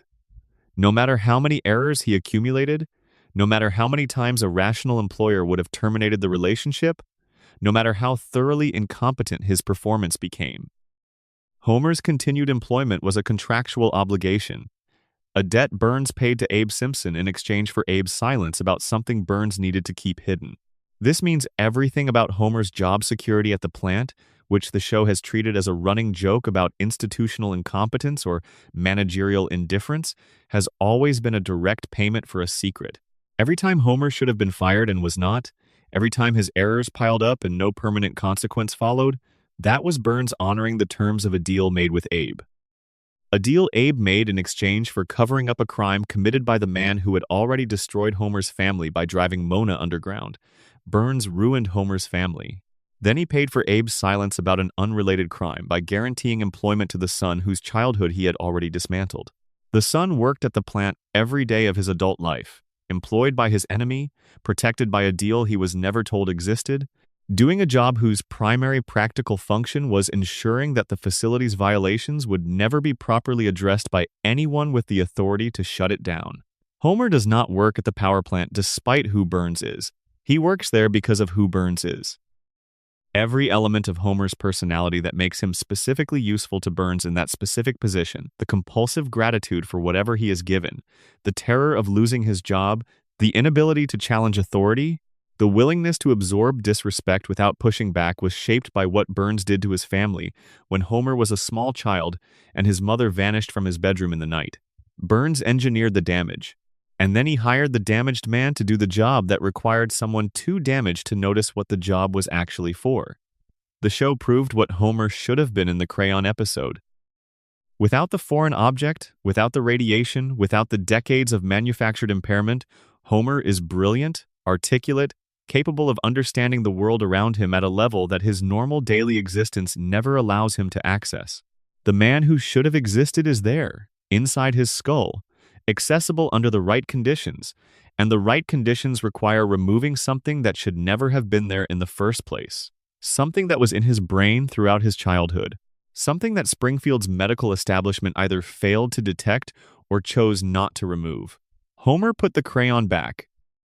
He chose the fog over the clarity, because clarity of his actual situation was incompatible with the ability to continue living it. The choice was rigged before he made it. He was never meant to be capable of seeing Springfield clearly. Burns made sure of that a very long time ago. Mona Simpson died in a later season. Homer sat beside her. He held her hand. He watched the mother he had spent most of his life without slip away in a hospital room that the show allowed to be quietly devastating, no joke, arriving at the right moment to release the pressure, no cutaway to something safer, just the full weight of the scene and what it contained. A man and his mother and the 27 years that should not have passed between them, pressing down on both of them in the last minutes they had. 3 generations. Abe, who made a deal with the man who had destroyed his family, in exchange for his son's job security, and buried the truth for decades. Mona, who fought against that man's weapons and spent the rest of her life paying for the compassion that made her stop to help a stranger. Homer, who inherited the wreckage of both of them, worked every day for the person responsible and was too damaged to see the shape of what had been done to him. Burns won. He always wins. In Springfield, the man with the money writes the rules. And the rules have always said that Homer Simpson will work at that plant because his grandfather made a deal and his mother made a choice, and the richest man in town needed a broken man in Sector 7G, and Homer was broken before he ever clocked in for his first shift. Section 7. The predictions how Springfield became America's mirror. Every few weeks, something circulates online. A Simpsons clip from 15 or 20 years ago showing something that has just happened in the real world. The caption is always some version of the same bewildered question. How did they know? The list is long and, on its surface, genuinely striking. In the year 2000, an episode depicted a future in which Donald Trump had served as President of the United States 16 years before Trump won the 2016 election. The episode showed him descending an escalator, the specific visual that became iconic when Trump actually announced his candidacy in 2015. In 1995, the show depicted a wrist-worn device that functioned as a communication and data tool, years before the modern smartwatch existed as a product category. In 1998, Homer worked through a mathematical expression on a chalkboard that appears to predict the mass of the Higgs boson particle, a quantity that would not be experimentally confirmed until 2012. In 1999, Homer proposed that the universe might be shaped like a donut, a toroidal topology that cosmologists found radiation patterns consistent with in subsequent years. In 1993, an episode depicted a flu virus spreading from Asia to Springfield, producing mass panic, supply shortages, and a frantic community-wide search for treatment 27 years before the COVID-19 pandemic. During that same fictional outbreak, the townspeople accidentally released a swarm of unusual insects, which felt specifically and strangely resonant when the first reports of Asian giant hornets began arriving in North America during 2020. In 1996, the Hullabalooza episode included a joke about the hip-hop group Cypress Hill accidentally booking the London Symphony Orchestra for the same venue they were playing. That exact combination happened in 2024, when Cypress Hill performed with the London Symphony Orchestra at the Royal Albert Hall, 28 years between the joke and the event. In 1998, an episode depicted Disney acquiring the Fox network in a media consolidation joke, a merger that actually closed in 2019. Across multiple episodes across many seasons, the show depicted video calling, predictive text failures, pervasive surveillance technology, and the social and psychological texture of life organized around constant digital connection, all of this before any of those things existed in the forms we now live with. The people inside the show offered their explanation when the question was put to them, and it is both reasonable and correct. Al Jean, the show's longtime executive producer, said it plainly: "If you throw enough darts, you will hit some bullseyes." Bill Oakley, who ran the show during its celebrated middle seasons, described it with similar bluntness. The episodes are old enough that history repeats itself, and most of what gets called a prediction is coincidence produced by an enormous output interacting with the selective memory of an internet that only screenshots the hits. Both explanations are accurate, and they account for the majority of what the prediction phenomenon actually consists of. The Simpsons has produced nearly 800 episodes. Each episode contains dozens of satirical observations about the direction of American culture, technology, politics, and social life. Across 40,000 or so individual observations generated over 36 years, a statistically significant number will align with subsequent real events through probability alone, without any particular foresight or special knowledge on the part of the people who made them. This is not remarkable. It is the inevitable output of a large creative archive operating over a long time period. The writing staff during the show's peak seasons amplified this effect considerably. Multiple writers held advanced degrees from Harvard, Yale, and comparable institutions. Several had backgrounds in mathematics, physics, computer science, and political theory. These were not people randomly imagining possible futures. They were trained, rigorous, intellectually serious observers of American culture, identifying trends that were already in visible motion and following those trends to their logical conclusions. The Trump prediction did not require foresight. Trump had been publicly expressing interest in running for president since the late 1980s. The idea of a celebrity businessman using his television fame to win political office was not a creative leap in the year 2000. It was an extrapolation of a trajectory that had been building for over a decade. the Disney-Fox prediction did not require prophecy. Media consolidation was the dominant organizing principle of the American entertainment industry throughout the 1990s. Imagining a major studio eventually being absorbed by a larger conglomerate was an observation about a process already underway, pushed to its obvious conclusion. The fact-checking organization Snopes has examined the most widely circulated prediction claims systematically and found ordinary explanations for most of them. Trends already visible when the episodes were written, technological trajectories already in motion, social dynamics already present in American life, being rendered in satirical form and then subsequently realized in fact, and then confirmation bias does the rest. Of the 40,000-plus observations The Simpsons has made about American life and the direction it is traveling, a substantial proportion turned out to be wrong. Predictions that failed, jokes about technologies that never materialized, satirical projections that the world moved away from rather than toward, political outcomes that went different directions, cultural shifts that did not happen. Nobody screenshots those. Nobody builds viral threads around the predictions that missed. The mechanism of online sharing retains only the hits and discards the misses automatically, and when you filter a 40,000 observation archive through that mechanism over 36 years, what remains looks, to anyone engaging with it without that context, like something very different from what it actually is. All of that is true. The debunking is real and sufficient for most of the phenomenon. And there is still something more interesting underneath it.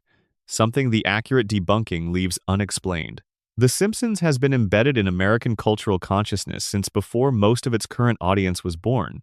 Its phrases have become part of the American lexicon in ways that transcend the show itself. Lines and moments and references that circulate among people who have never watched a complete episode, who encountered them through cultural osmosis rather than direct viewing.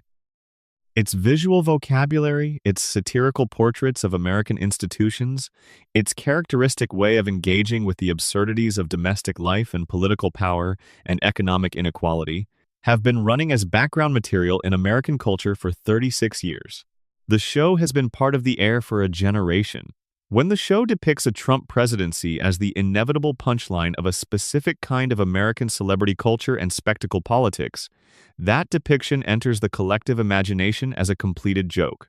Millions of people see it, file it, reference it in conversation, return to it when the subject comes up. When Trump actually runs and actually wins, the audience does not encounter the event without context. The context already exists. The Simpsons already depicted it. The outcome feels less like a shock requiring new mental frameworks, and more like the arrival of something that was always coming, something that was already part of the cultural vocabulary before it happened. The show did not predict the outcome. The show made the outcome feel familiar before it arrived, and familiarity is one of the most powerful forces in human perception of events. This is not an accident. It is the natural consequence of satire operating at scale over a long period of time. The Simpsons takes trends already in motion and depicts their logical conclusions with enough specificity and enough wit to make those conclusions feel like things that could obviously happen. And when they obviously happen, the culture already has the language for them, already has the reference, already has the Simpsons clip that depicted exactly this, years before it materialized. The show did not predict the Disney-Fox merger. It spent years depicting media consolidation as the obvious, inevitable conclusion of forces already driving the entertainment industry. And when the merger happened, the cultural response was not surprise but recognition. Of course, The Simpsons already told us this was where it was going. The show had already made the outcome feel like something the culture had been waiting for, rather than something that arrived from outside it. This is cultural priming at the scale that only a show running continuously for 36 years could achieve. The Simpsons normalized things it depicted. It presented conclusions before they arrived and made those conclusions feel like things that had always been coming. And when reality produced those conclusions, the audience experienced them through the frame the show had already built. There is one more layer, and it is the one that makes the prediction phenomenon genuinely worth sitting with even after you understand its mechanisms completely. The Simpsons has also predicted things that did not come true. Many things: jetpacks, moon colonies, political outcomes that went the other way, cultural shifts that did not materialize. technologies that never arrived in the forms imagined. Nobody builds viral threads around those. Nobody asks how the show knew about something that never happened. The internet's engagement with the prediction phenomenon is itself a kind of evidence about how we process information. We remember the hits. We forget the misses. We build narratives around the hits, attach significance to them. Ask whether the people who made this show possess some kind of special access to the future that ordinary people lack. And we perform this ritual of selective attention every time a new hit surfaces, regardless of how many misses surrounded it that we have already quietly discarded. Springfield did not predict America. Springfield diagnosed America, in the particular way that good satire diagnoses the thing it is satirizing, by depicting what is already present so clearly that recognition becomes unavoidable, by following visible trajectories to their logical ends and presenting those ends as jokes, which is the oldest technique in the satirist's toolbox because it allows the audience to laugh at something true without having to acknowledge directly that they are laughing at themselves. The show just wrote it down first, and America spent the following decades performing it. Section 8.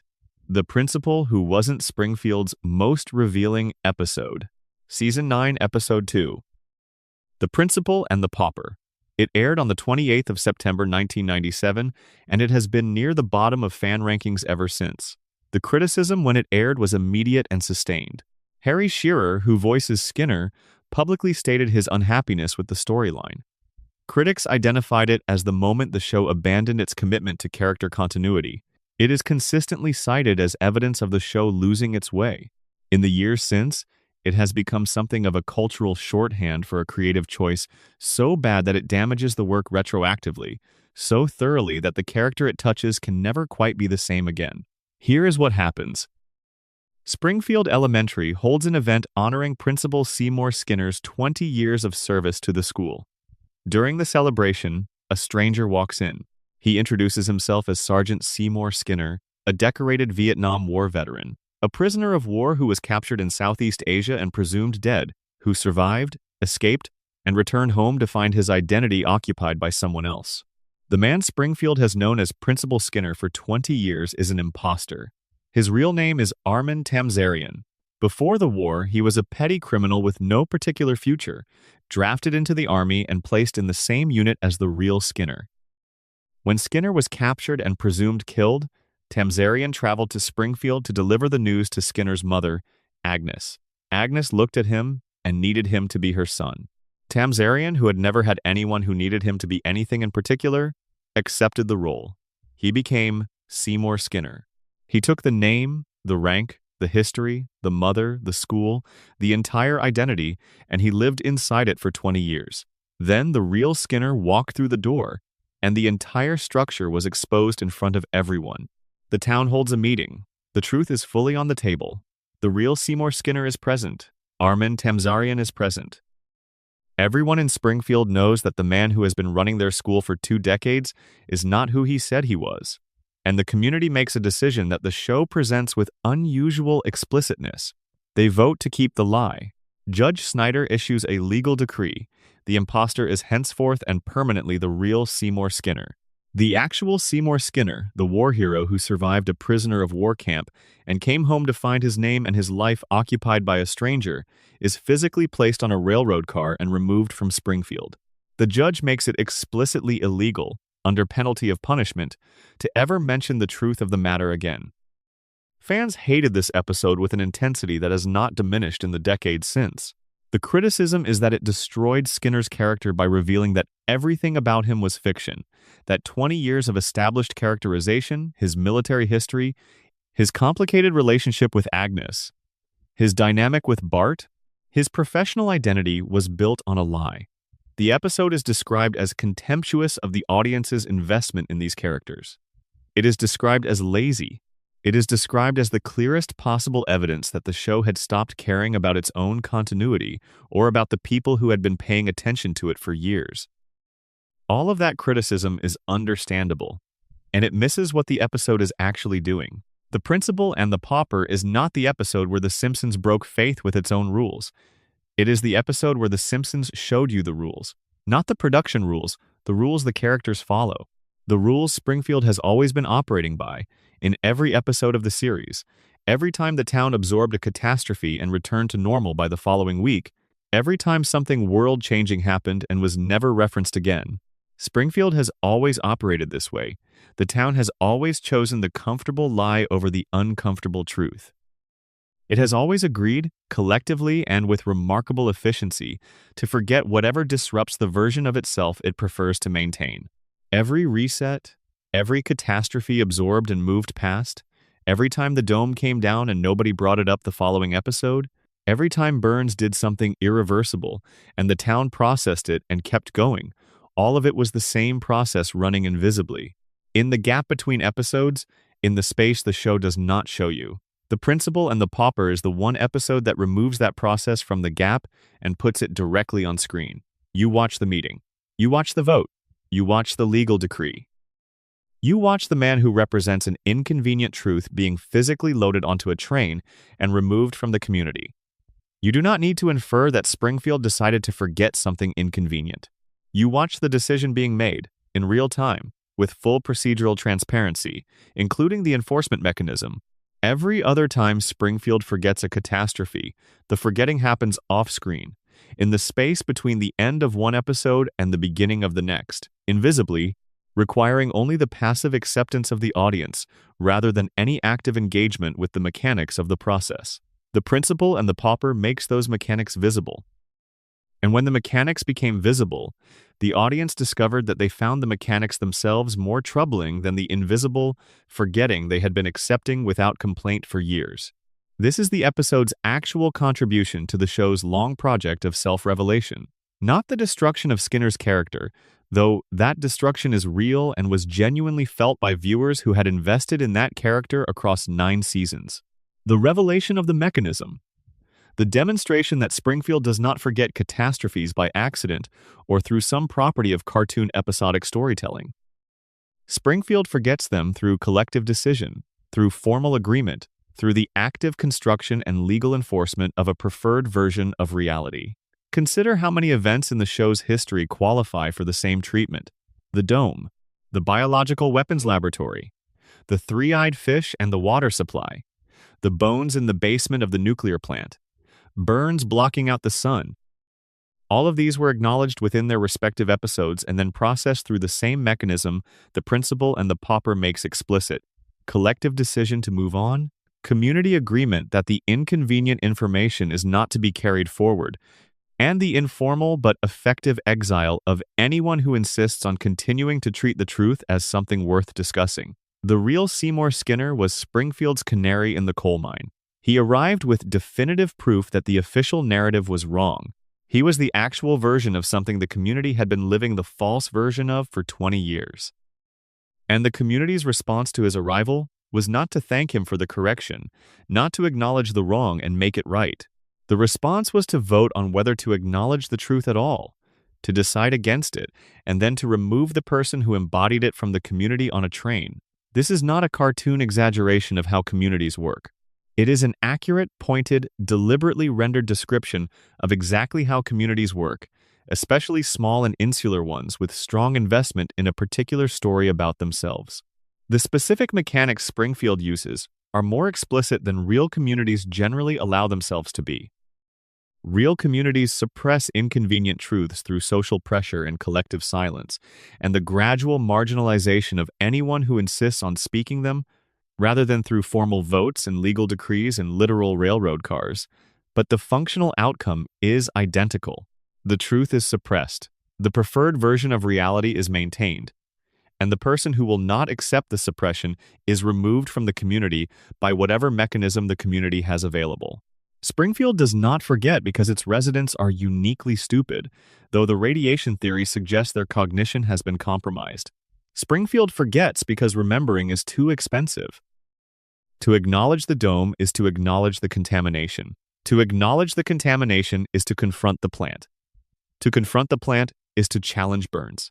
To challenge Burns is to risk the economic foundation on which the entire town's daily life rests. The forgetting is not a failure of memory or a lapse of attention.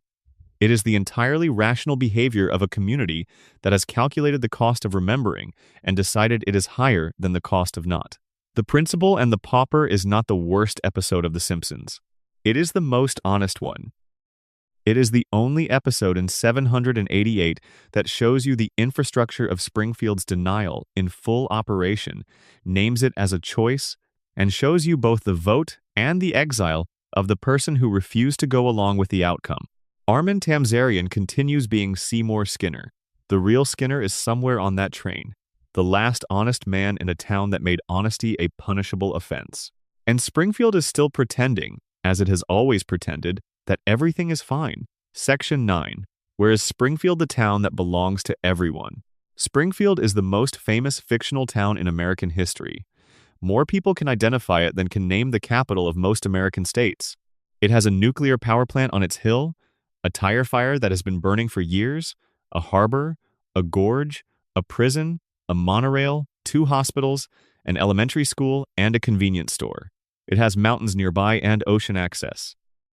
Its neighbors, depending on which episode you are watching, include Ohio, Nevada, Maine, and Kentucky, simultaneously states that do not share borders with each other, making a town that borders all 4 of them a geographical impossibility. The weather ranges from full blizzard to tropical heat within a single season. The surrounding terrain includes mountains, desert, ocean, and farmland, all accessible within the travel times the show's characters manage without comment. No real American city has this combination of features at this proximity. Springfield's geography is impossible. Matt Groening answered the location question directly in a 2012 Smithsonian Magazine interview. Springfield, Oregon. He said he chose the name because Springfield is one of the most common city names in America, present in dozens of states, and because he grew up near the Oregon town. He wanted a name that could belong anywhere, so the show could feel like it belonged everywhere. For approximately 48 hours, the mystery appeared solved. And then the show continued producing episodes that placed Springfield in geographical contexts incompatible with Oregon.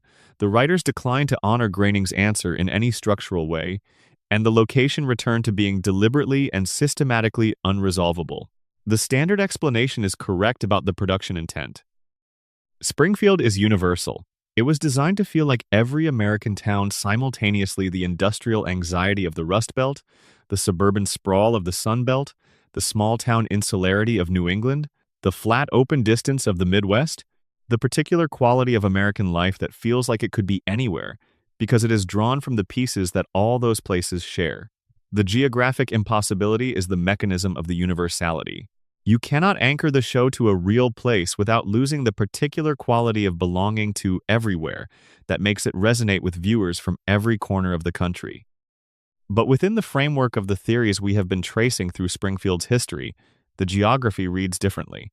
Under the radiation theory, if the power plant's emissions have altered the biology of Springfield's residents in ways consistent with what we observe: 4-fingered hands, protuberant eyes, yellow skin, biological resilience to trauma that should be fatal, cognitive impairment on one end, and extraordinary amplification on the other, then there is no obvious principled reason why the contamination should stop at the boundary of human and animal biology rather than extending to the physical landscape. A contamination zone severe enough to produce what we observe in Springfield's population might produce spatial effects as well. Mountains that should be hundreds of miles away end up proximate. Coastline appears in landlocked territory. The normal geographic rules do not apply in the immediate vicinity of the zone because the zone has warped the conditions of the space it occupies. The map around Springfield does not resolve into any consistent real-world location because the space around Springfield is itself not operating according to the rules that normally govern American geography. Under the coma theory, Springfield's geographic impossibility is the natural product of what dreams do with spatial information. Homer's unconscious mind does not carry a precise cartographic representation of the United States. It carries impressions, fragments of landscape from every place he has ever been or seen or heard described, assembled without regard for geographic logic, because dreams do not run on geographic logic. They run on emotional logic, and the emotional logic of Homer's dream requires a Springfield that feels complete, that contains all of America in the area immediately surrounding the house on Evergreen Terrace, that gives his sleeping mind the whole of the world he knew compressed into a space he can navigate without losing his family at its edges. Mountains from a vacation, ocean from a film, desert from a drive-through somewhere, farmland from the view out a car window on a road trip. All of it layered on top of each other without spatial consistency, because the dreaming brain has no mechanism for maintaining spatial consistency and no requirement to do so. Under the collective denial framework that the principal and the pauper revealed, Springfield's geographic ambiguity is its most sophisticated and most durable protection. You cannot conduct a federal regulatory investigation of a nuclear facility if you cannot definitively establish which state it operates in. You cannot bring enforcement action under any particular state's environmental law if the relevant jurisdiction keeps shifting. You cannot hold the owner of the facility accountable for violations of any specific regulatory framework if the framework keeps changing, depending on which episode of the story you are watching. Springfield floats between states because a town with no fixed location has no fixed regulatory authority. Landing means accountability. Accountability means someone shows up with a map, a badge, and a mandate to follow up on the three-eyed fish and the cracked cooling towers and the bones in the basement. Springfield's geographic refusal to resolve is the environmental equivalent of the principal and the pauper vote, a collective decision that the town's location is simply not a question it will permit to be definitively answered. The episode Behind the Laughter, a mockumentary from season 12, identified Springfield State as Northern Kentucky in its original broadcast. In syndicated reruns of the same episode, the state was changed to a different one. The show gave you a definitive answer and then changed that answer depending on which version of the episode you were watching. Even when Springfield has a fixed location, that fixed location is provisional. It shifts based on context. It refuses to stay pinned down. Even when the show tells you where Springfield is, what it is actually telling you is that the answer to that question will be whatever the current context requires it to be, which is the same thing as saying the question has no stable answer. Springfield will never be definitively located. Not because the show cannot decide, because the show decided a very long time ago that Springfield's value depends on its remaining locationally fluid. A town that could be anywhere is a town that belongs to everyone who has ever recognized in their own community the plant on the hill, the river with something wrong in it, the employer whose interests quietly organize the conditions of everyone's daily life, the unspoken community agreement that certain questions are simply not asked. Your town, the one you grew up in, or the one you live in now, or the one you have been carrying in your head since you left. Springfield is that town. The impossibility of its geography is the mechanism by which it achieves that, and a town that belongs to everyone cannot be shut down by anyone. Section 10. The Floating Timeline. Why Nobody Ages, and What That Really Means. Bart Simpson was 10 years old when the show debuted in December 1989. He is 10 years old right now. He has been 10 years old for 36 calendar years. Lisa was 8 then and is 8 now. Maggie was 1 year old and is 1 year old. Homer and Marge were in their mid-30s at the show's beginning, and they remain in their mid-30s, without wrinkles, without gray hair, without any of the physical evidence that accumulates in real people living real lives across multiple decades. The professional term for this is the floating timeline. The show's present is always the viewer's present. Characters reference current events and current technology because they are meant to be living in whatever year the episode airs. The year changes, the world changes, the cultural references change, but the characters stay the same ages because the show has decided those ages are fixed. This is standard practice for long-running animated series, and most viewers accept it without difficulty as one of the silent conventions of the format. But The Simpsons has been running long enough that the floating timeline has generated contradictions so fundamental that they cannot be entirely absorbed by an appeal to format conventions without something important being lost in the process. The most concrete example involves Homer and Marge's shared history. When the show began in 1989, their backstory was anchored in the late 1970s.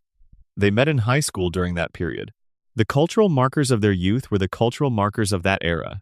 Their origin story was entirely consistent with parents in their mid-30s in the late 1980s, because people in their mid-30s in 1989 were teenagers in the 1970s. That is simply arithmetic. If Homer and Marge are still in their mid-30s in 2025, the arithmetic produces a different answer. They were teenagers around 2005. Their high school experience would have been organized around smartphones and social media rather than Watergate and disco. Their cultural reference points would be different Their generational identity would be different. The entire texture of the formative experiences that shaped them would be different.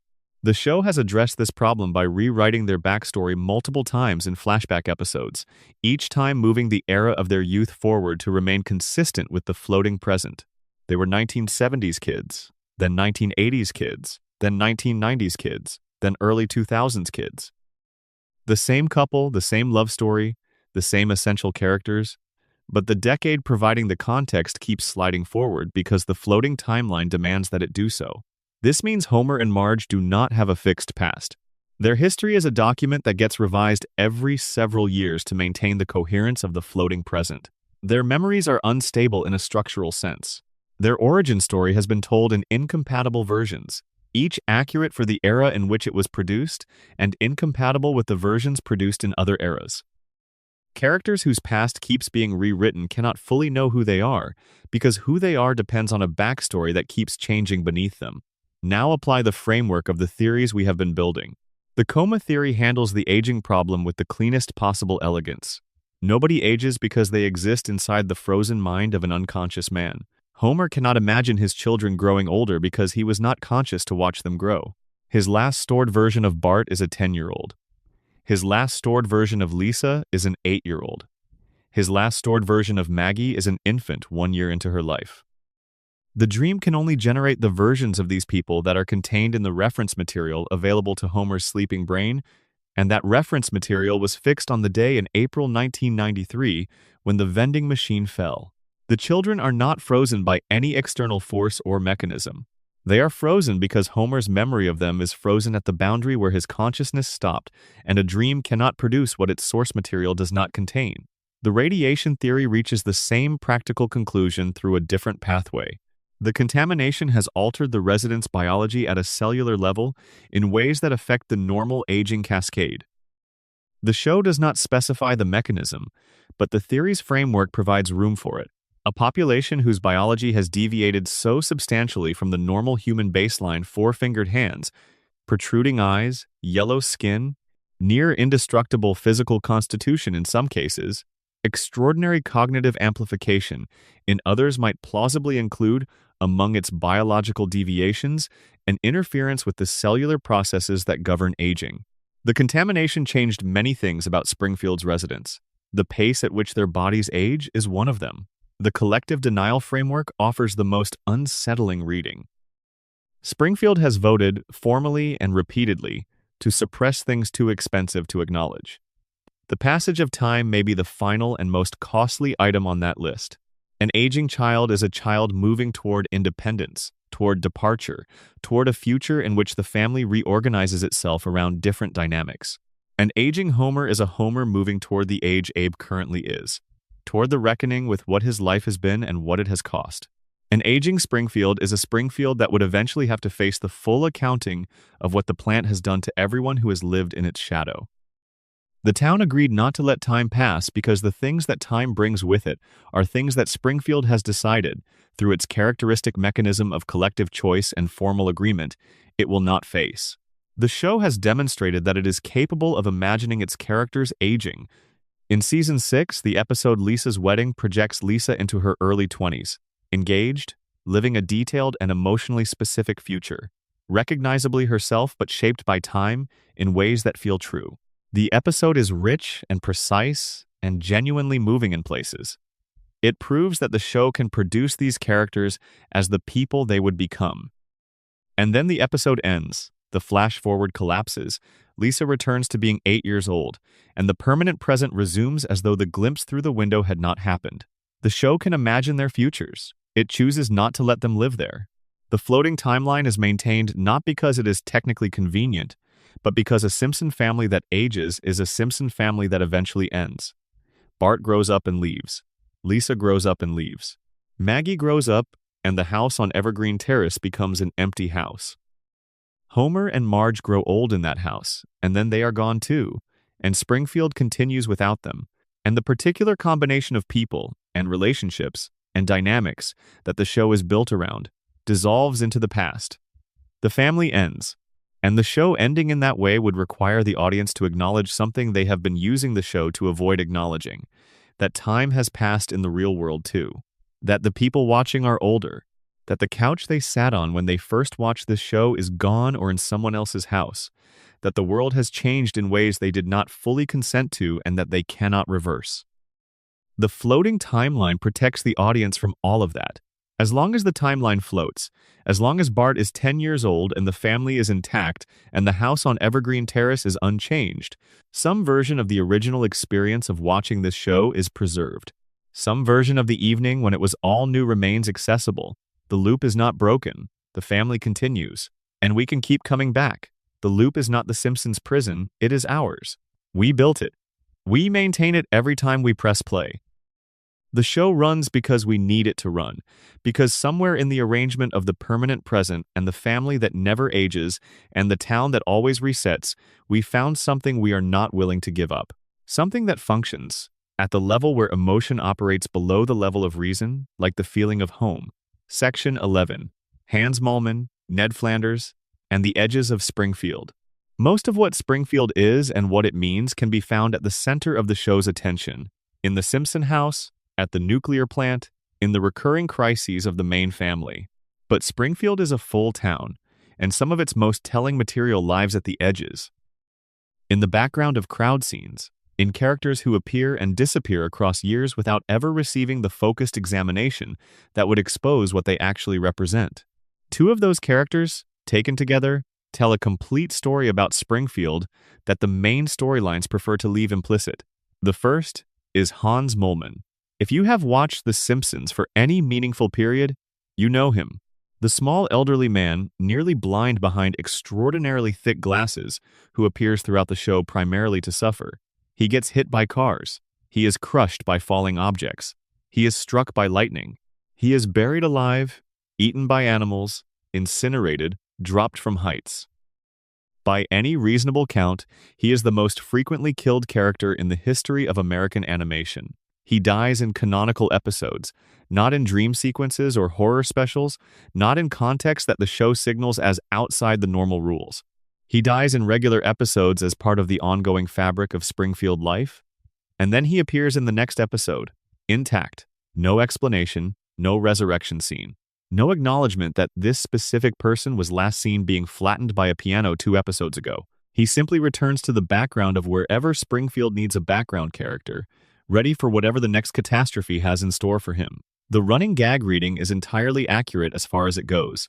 He is a joke character who exists to be harmed. The show does not pretend otherwise. His deaths are jokes, and they work as jokes, and the show has been making them for decades to consistent effect.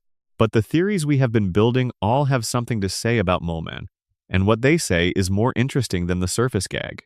Under the radiation theory, Moleman represents the most extreme mutation available in Springfield's contaminated environment.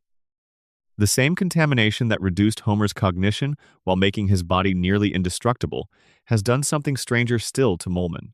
His body has been so thoroughly altered at a cellular level that biological death is not for him a permanent condition. He does not survive his deaths the way Homer survives injuries. Homer absorbs damage and heals, his body processing trauma through accelerated biological repair. Moleman actually dies. His body ceases to function. And then, through whatever the contamination has done to his cellular architecture, it starts again. The same force that apparently accelerated his aging catastrophically, he stated his age in one episode as 31 years old, while appearing to be in his 80s by every visible measure, has simultaneously altered his relationship to mortality in a way that makes death reversible. He is 31 years old and ancient and functionally immortal, and nobody in Springfield has asked a single question about any of it. Under the coma theory, Moleman is a background process in Homer's dream, a minor character that the unconscious fun gun generates to populate the town, but does not allocate consistent maintenance resources to. He dies when the dreaming brain lets peripheral processes lapse and returns when the simulation needs the background filled. His deaths are not narrative events. They are the visual equivalent of a buffering wheel. The simulation momentarily running out of rendering capacity for a detail it does not consider essential, then recovering and restoring the detail as though nothing had happened. Under the collective denial framework, Moleman's deaths are simply another item Springfield has agreed not to notice. A man dies publicly, repeatedly, in front of witnesses, and nobody investigates. Nobody calls for any official inquiry. Nobody asks why a specific resident of their community keeps dying and returning to life as though death were a temporary inconvenience rather than a permanent biological state. The town has absorbed this into its normalized background, alongside the three-eyed fish and the glowing billionaire and the principal living under a stolen identity.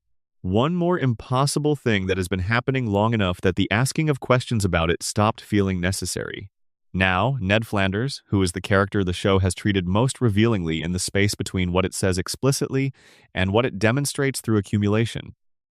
Ned is, by any honest assessment, the best person in Springfield. This is not a contested claim. He is more patient, more generous, more consistently ethical, more actively kind to the people around him, more genuine in his goodness than anyone else the show has produced over 788 episodes. He volunteers. He helps his neighbors regardless of how they treat him. He raises his children with genuine care and attention. He runs his business with integrity.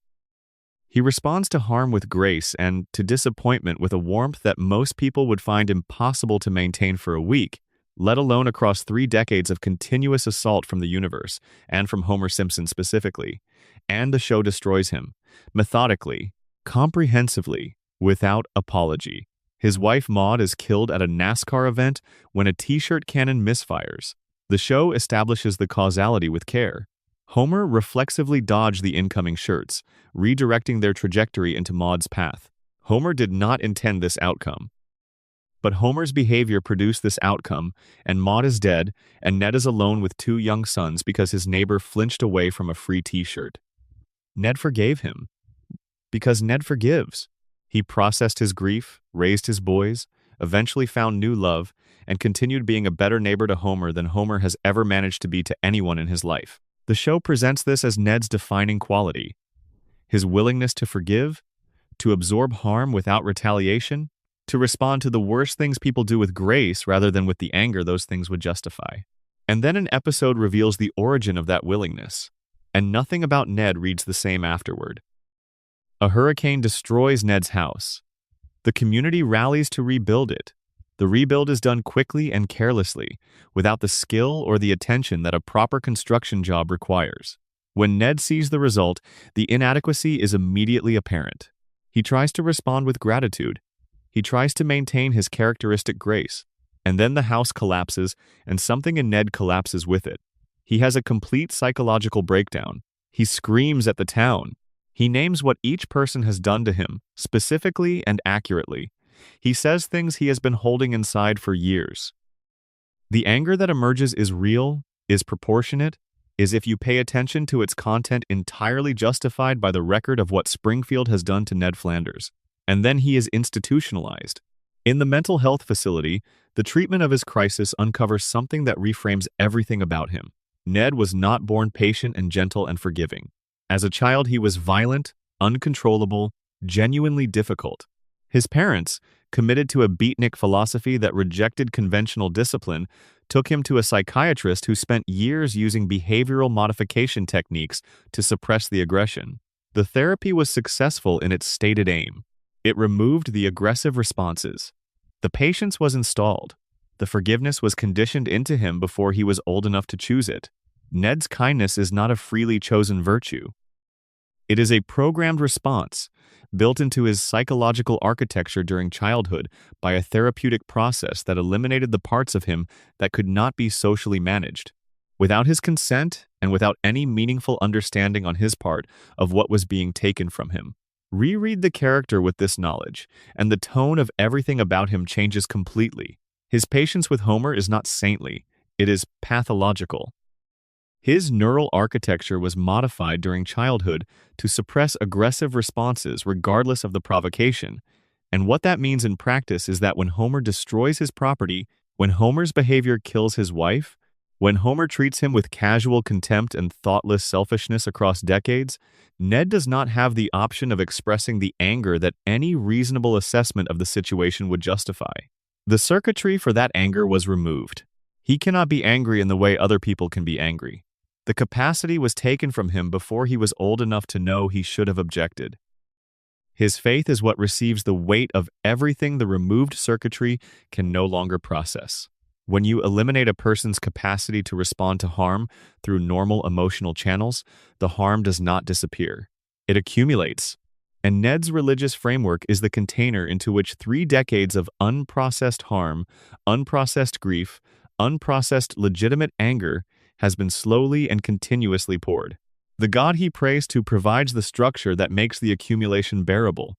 The suffering means something. It is part of a plan. It is leading somewhere worth arriving at. Without that framework, without the theological architecture that transforms his pain into something purposeful, the weight of it would be unmanageable. And then the cruelest detail the show provides on this subject. God talks to Homer multiple times.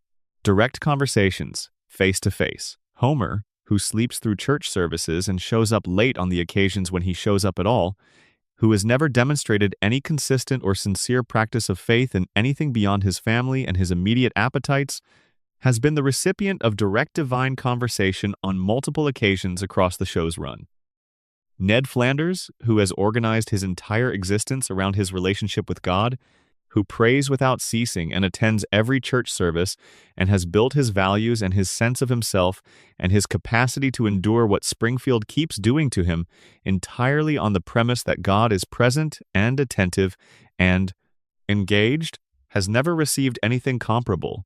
No conversation, no appearance, no direct communication of any kind. The divine attention goes to Homer. The man who most needs and most genuinely seeks God's presence gets silence. This is the show's most precise and most quietly devastating theological observation. It is not delivered as a punchline. It is delivered as an accumulation of facts whose arrangement speaks for itself. The man who deserves the attention does not receive it. The man who has done nothing to earn it gets it repeatedly. And Ned, whose childhood programming removed his ability to respond to this with the anger it might reasonably generate, keeps showing up every Sunday. Homer is what happens when someone does everything wrong in a system that does not punish wrongness. Ned is what happens when someone does everything right in a system that does not reward rightness. They have lived next door to each other for 36 years. The gap between them has never closed by a single inch. The system was not designed to close it. The system was designed to keep Homer at the plant and Ned at the church and Burns at the top and everyone else exactly where they are, forever. Running the same loop, doing the same things, in the same town, on the same street. That is Springfield at its edges. Not the main storyline, but the full picture. Section 12. What Springfield is and why we keep going back. The night is quiet. Springfield has settled into whatever version of stillness it is capable of. The plant hums on the hill above the river. The lights on Evergreen Terrace are off. The tire fire continues at the edge of town, patient and unattended, as it has been since before most of the current residents were born, and as it will likely continue long after most of them are gone. We spent a long time in Springfield tonight. We followed the contamination from the cracked cooling towers down into the river and up through the water supply into the biology of the people who have been living with it for decades, and we found in the accumulated physical evidence of those bodies a pattern the show has been drawing since season 2 without ever connecting the final dots explicitly. 342 violations. Three-eyed fish, luminous rats, bones in the basement. A population with yellow skin and 4 fingers, and the biological indestructibility of people whose cells have been through something they were never told the name of. We went back to April of 1993 and considered the possibility that a man entered a coma from which he never woke, and that every episode you have watched since that date is the dream of someone lying in a hospital bed in Springfield General, his brain losing function slowly and steadily, his family waiting. God told Homer his time was coming. 6 months passed, and then it came.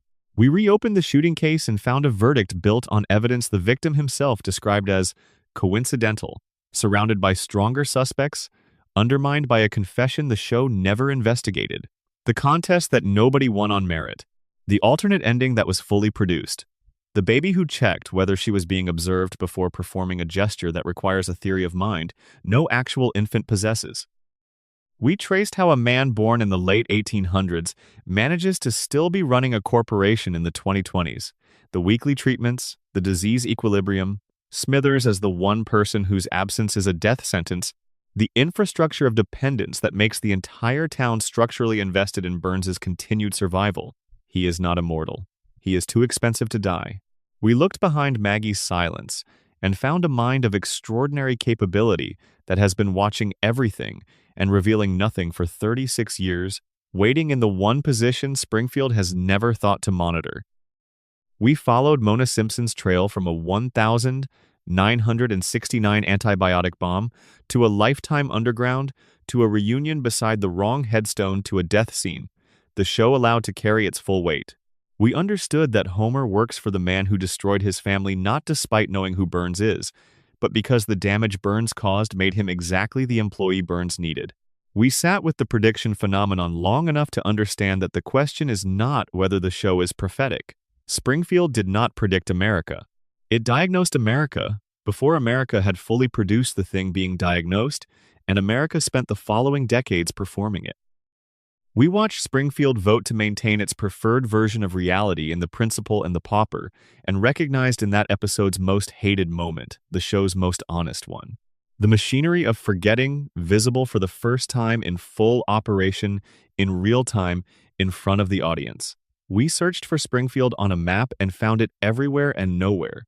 We stared at the floating timeline until we understood that it is not a production convenience. It is Springfield's final and most complete act of collective will. A town that agreed time would not pass, and enforced that agreement with the same mechanism it uses for everything else: collective decision, cultural pressure, and the exile of anything that insists on a different answer. All of the theories we trace tonight reach the same place through different routes.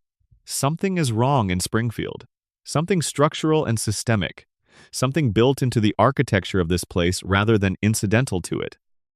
Whether it is radiation, or a dream, or deliberate engineering by a man who discovered a century ago that a damaged population is more useful than a healthy one, or the accumulated weight of a community's collective choice to protect itself from the full cost of its own history, the conclusion is the same. The strangeness of Springfield is not incidental to what the show is. The strangeness is the show. It has been there from the beginning, building quietly in the background of every episode, waiting to be read. And still we come back, every time someone new discovers the show and starts from the beginning. Every time someone who has been watching since 1989 puts on an episode they have seen 15 times and settles into the couch. Every week the show has aired, and every week it has been watched. In living rooms and bedrooms and late-night situations exactly like this one, by people in every corner of every country in the world. We come back because Springfield is ours. Homer is the version of ourselves we are most afraid to recognize. The version that got damaged early and never fully recovered and keeps stumbling forward anyway, loving his family with everything he has left, which turns out to be more than enough to keep the dream going. Lisa is the version of ourselves who is going to change things, who is still trying to change things, who keeps raising her hand in a classroom that does not want to hear the answer she has. Bart is the part of us that decided the rules were not worth following, and discovered that refusal has its own form of integrity, that being genuinely, authentically yourself in a world that wants something else from you is its own kind of courage. Marge is the patience that holds everything from flying apart when nothing else will, the person who stays, who shows up, who keeps the structure standing through the sheer force of continued presence. And Maggie is the part of us that understood something important very early and decided, correctly, that silence was the only rational response in a situation that had not yet created the conditions for speech. We come back because somewhere in 36 years of this family on this couch, in this impossible town, we found something we are not willing to let go of. Something that functions, below the level of analysis, like the experience of returning home to a place that will be exactly as you left it, that will not have changed while you were away, that will have the lights on and the television playing, and everyone in their places, regardless of what has happened to you since the last time you were there. The floating timeline endures because the loop it offers is the loop everyone wants access to at some level they do not always acknowledge. The children stay young, the parents stay together, the house stays the same house, and the year on the calendar is irrelevant inside this particular fiction because inside it the year has never mattered. There is only the permanent present of Evergreen Terrace, and the couch, and the family, and the television, and everything being fine in the specific, constructed way that fine means in Springfield. Bart stays 10 years old because we need him to. The show keeps running because we keep watching, and Springfield will be exactly as it was when you come back to it. The plant is still on the hill, the river is still below it, the fish still have one eye too many, the family is still on the couch, Maggie is still in the bouncy chair, watching everything with those enormous eyes, understanding everything, saying nothing, waiting for the moment she has been preparing for across 36 years of strategic silence. Whatever that moment is, you will not see it coming. She made sure of that a very long time ago. But for tonight, Springfield is quiet. The loop is running. Everyone is where they should be. Sleep well. Springfield will still be here when you wake up. It always is. That is the whole point. Thank you for spending this time here. Drop a comment with where you are and what time it is. It's always worth knowing who's out there in the dark. If this is the kind of deep dive you want more of, subscribing is the easiest way to make sure the next one finds you. Take care of yourselves. See you in the next one.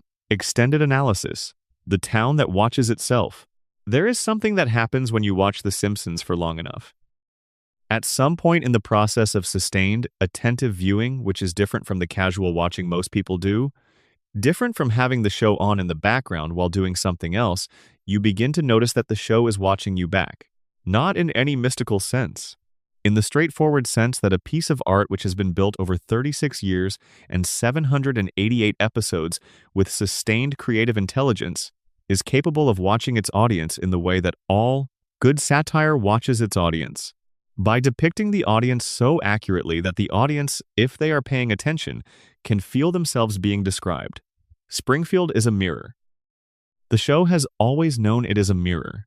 The characters know it too, in the dim and partially suppressed way that characters in stories sometimes know they are in stories. Homer knows, at some level below the level of articulation, that the world he lives in does not quite make sense, that the things that happen to him do not quite add up, that there is something wrong with the way time works, and the way consequences work, and the way memory works in Springfield. He has glimpsed this knowledge more than once. In the crayon episode, when his full cognitive capacity was briefly restored, he saw it clearly and found the sight unbearable. He put the crayon back. He chose not to know. This is what Springfield asks of all its residents, and what the show asks of all its viewers. The exchange is the same in both directions. You are offered something: warmth, familiarity, laughter, the comfort of returning to a place that does not change. And in exchange, you agree not to press too hard on the things that do not add up. You agree not to follow the three-eyed fish to its logical conclusion. You agree not to ask why Homer survives what should kill him, or why the town resets after every catastrophe, or why nobody in the family has aged since before most of the current audience was born.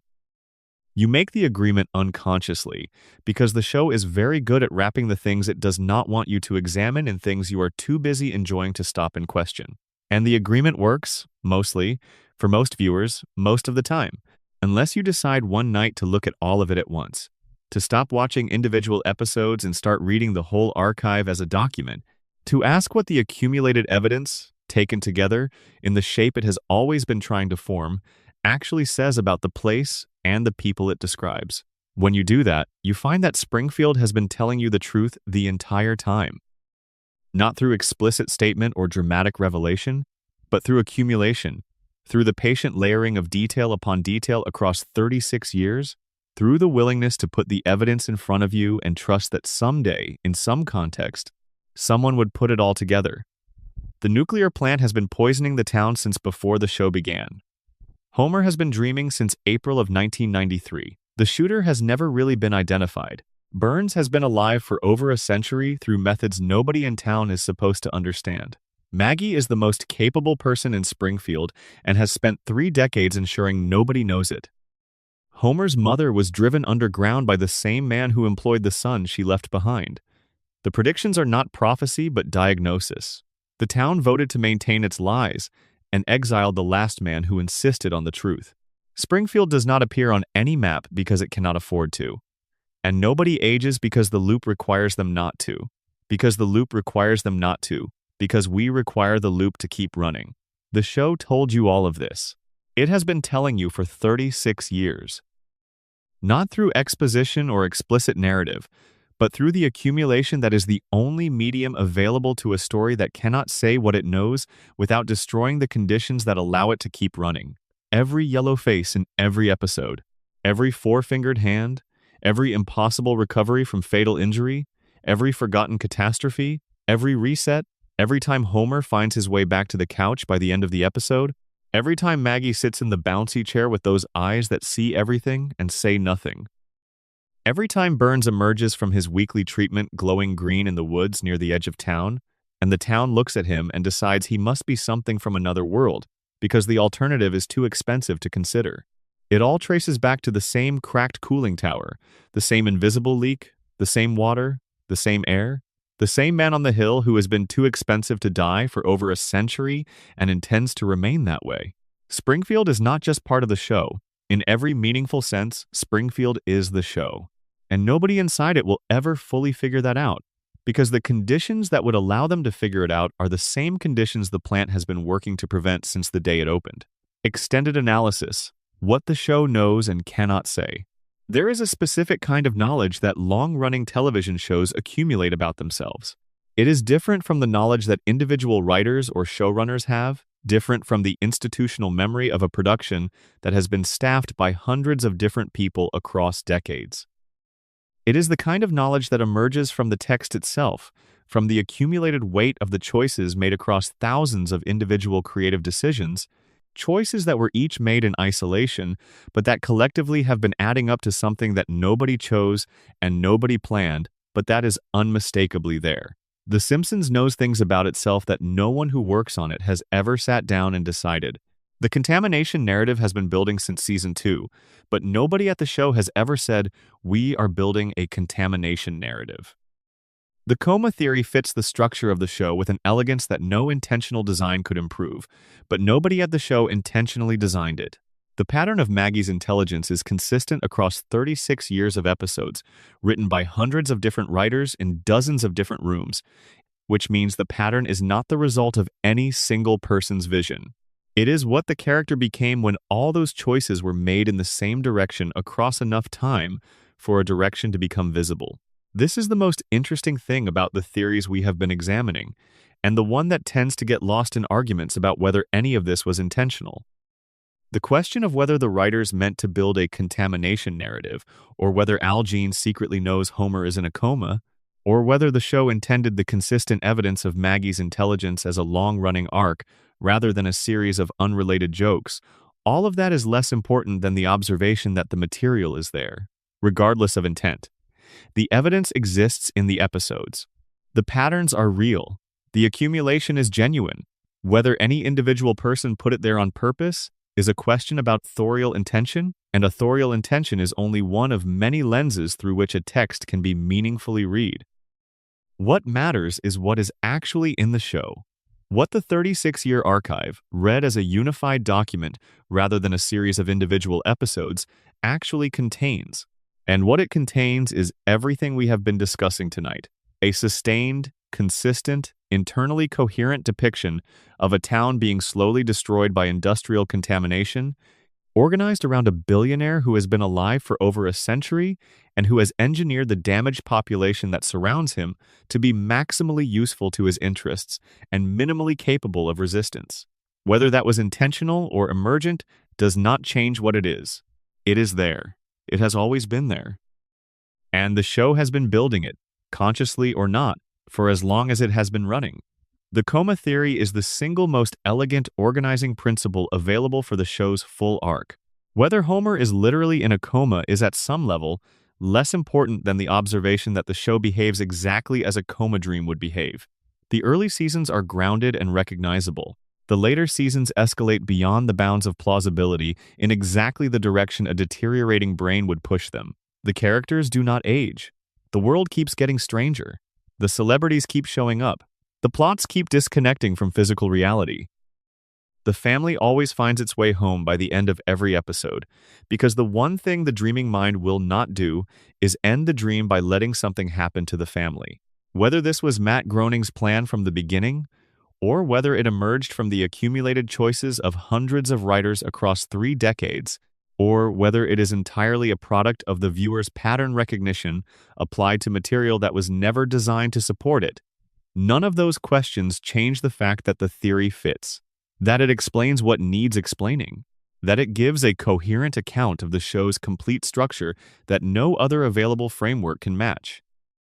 Maggie's silence is the show's most sustained and most disciplined creative choice, regardless of whether it was ever articulated as such in any writer's room. Across 36 years, the show has returned again and again to the same character in the same bouncy chair with the same enormous eyes and the same strategic quiet, and it has consistently shown her doing things that contradict everything the surface presentation implies about her capabilities. That consistency, maintained across hundreds of episodes and hundreds of writers and 3 decades of creative turnover, is not accidental.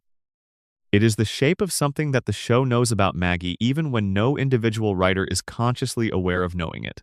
Burns's longevity is built from dozens of individual comedic episodes and throwaway lines and background details that were never meant to form a unified picture, and yet they form one.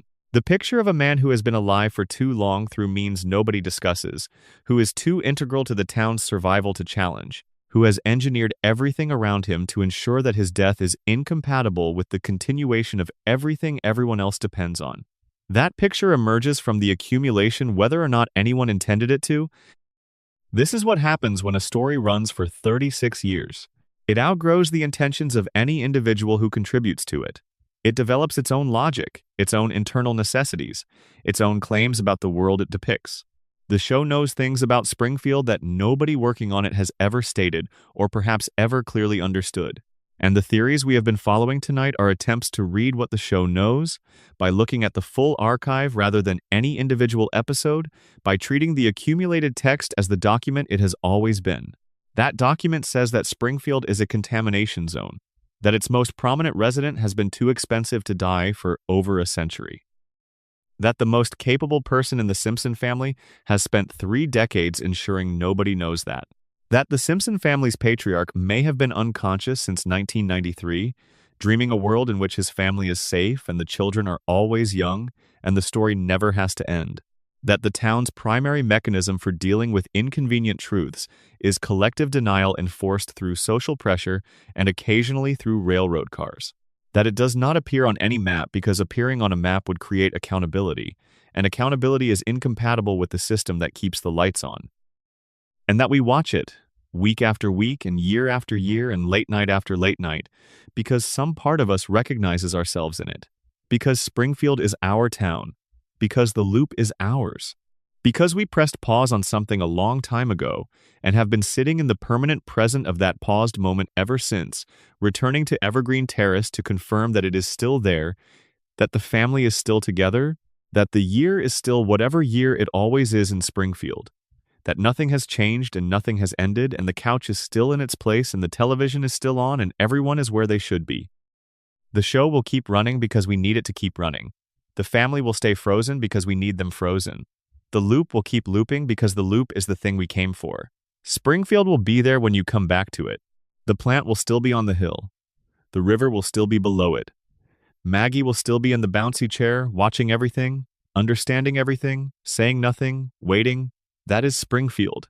That has always been Springfield. And now you know what you are looking at when you watch it. Sleep well.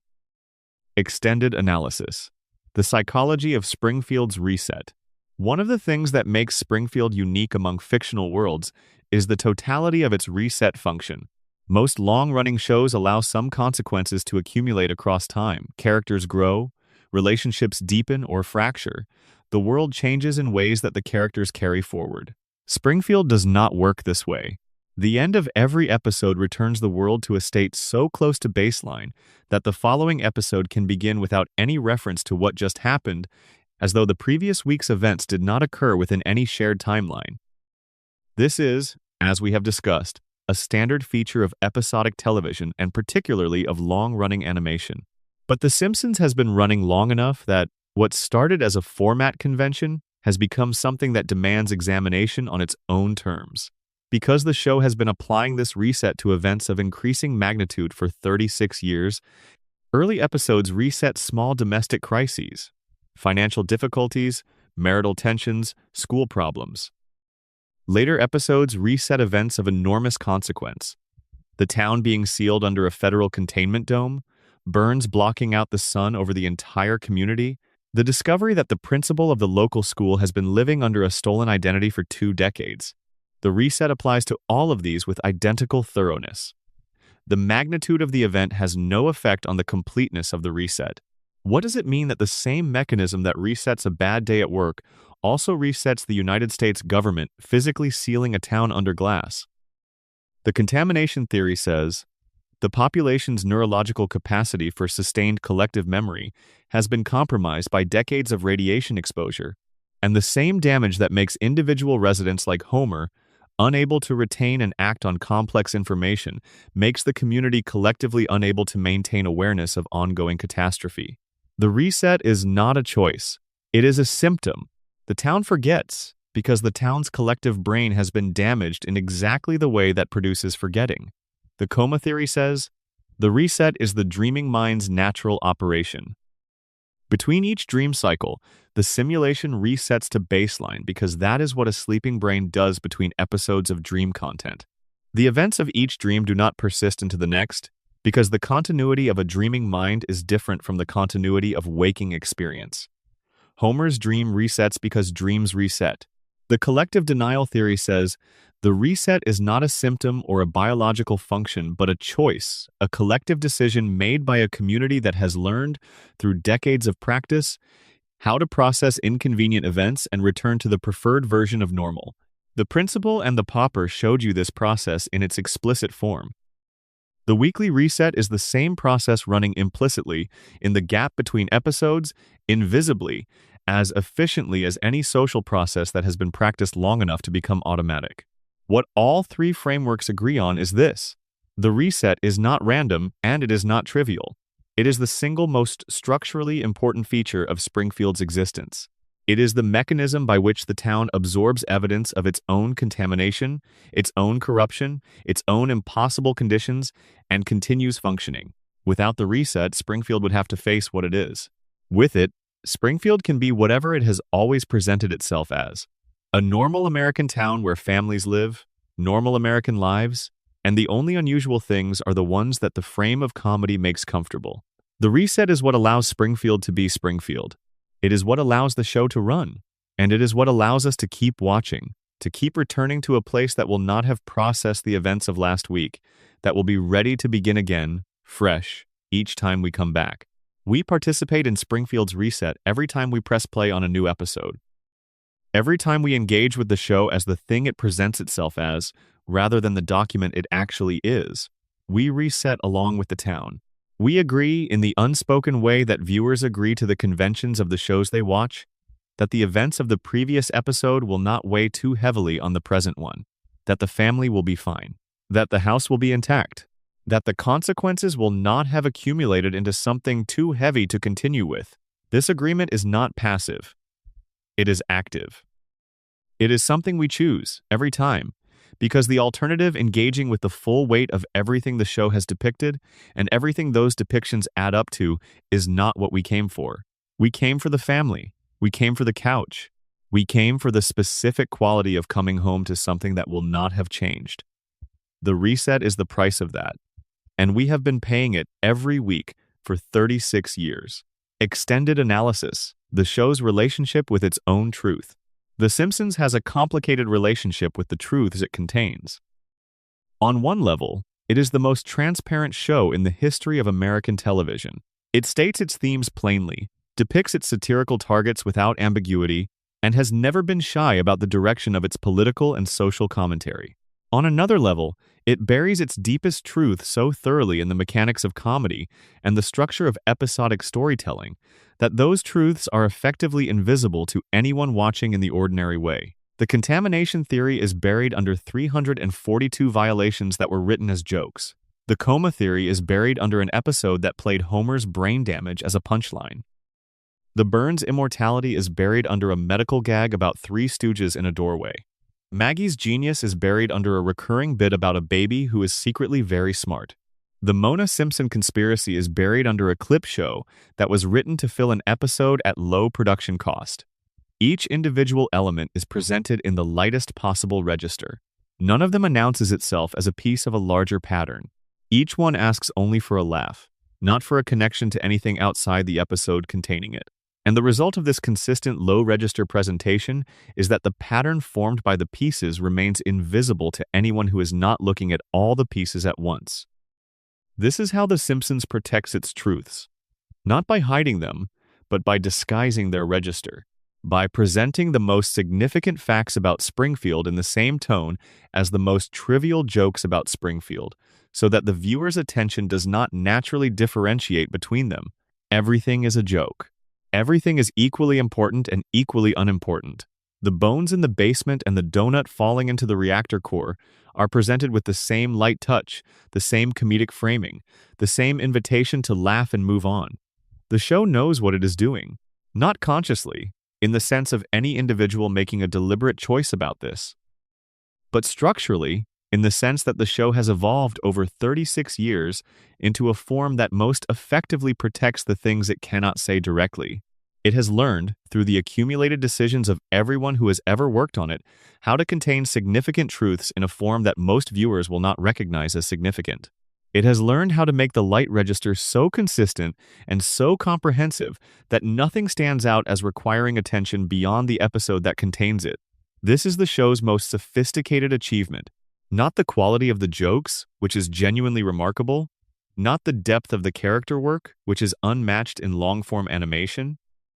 The achievement is the development of a form that allows it to depict the full darkness of its world, the contaminated town, the immortal billionaire, the unconscious dreamer, the silent genius, the broken family, while presenting all of it in a register that asks nothing more of its audience than laughter.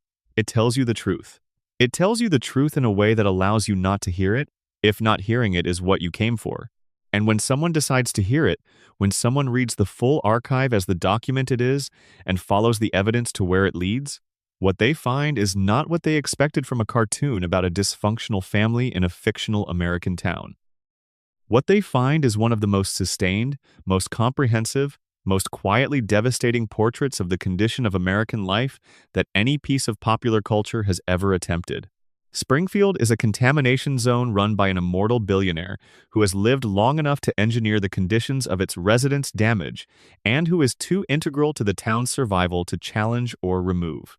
Its most capable resident has spent 3 decades hiding in plain sight, preparing for something nobody around her can see coming. Its most famous resident may have been unconscious since 1993, dreaming a world where his family is safe because the alternative, waking up, is the one thing he cannot face. Its community has built, over decades, a machine for forgetting efficient, invisible, legally enforced when necessary that allows it to absorb evidence of its own impossible conditions and return to normal every week without the weight of the previous week's catastrophe carrying forward. That is Springfield. That is what the show has been building for 36 years in the one form that can contain it without anyone having to face it directly: comedy. It is still funny. It has always been funny. The jokes are still there, still landing, still doing exactly what they were designed to do. But underneath the jokes, always, there is this, the other thing. The thing that has been there since Blinky was pulled from the river in Season 2, and the town shrugged and moved on. We are not shrugging tonight. Tonight we read the whole thing, and now you know what the whole thing says?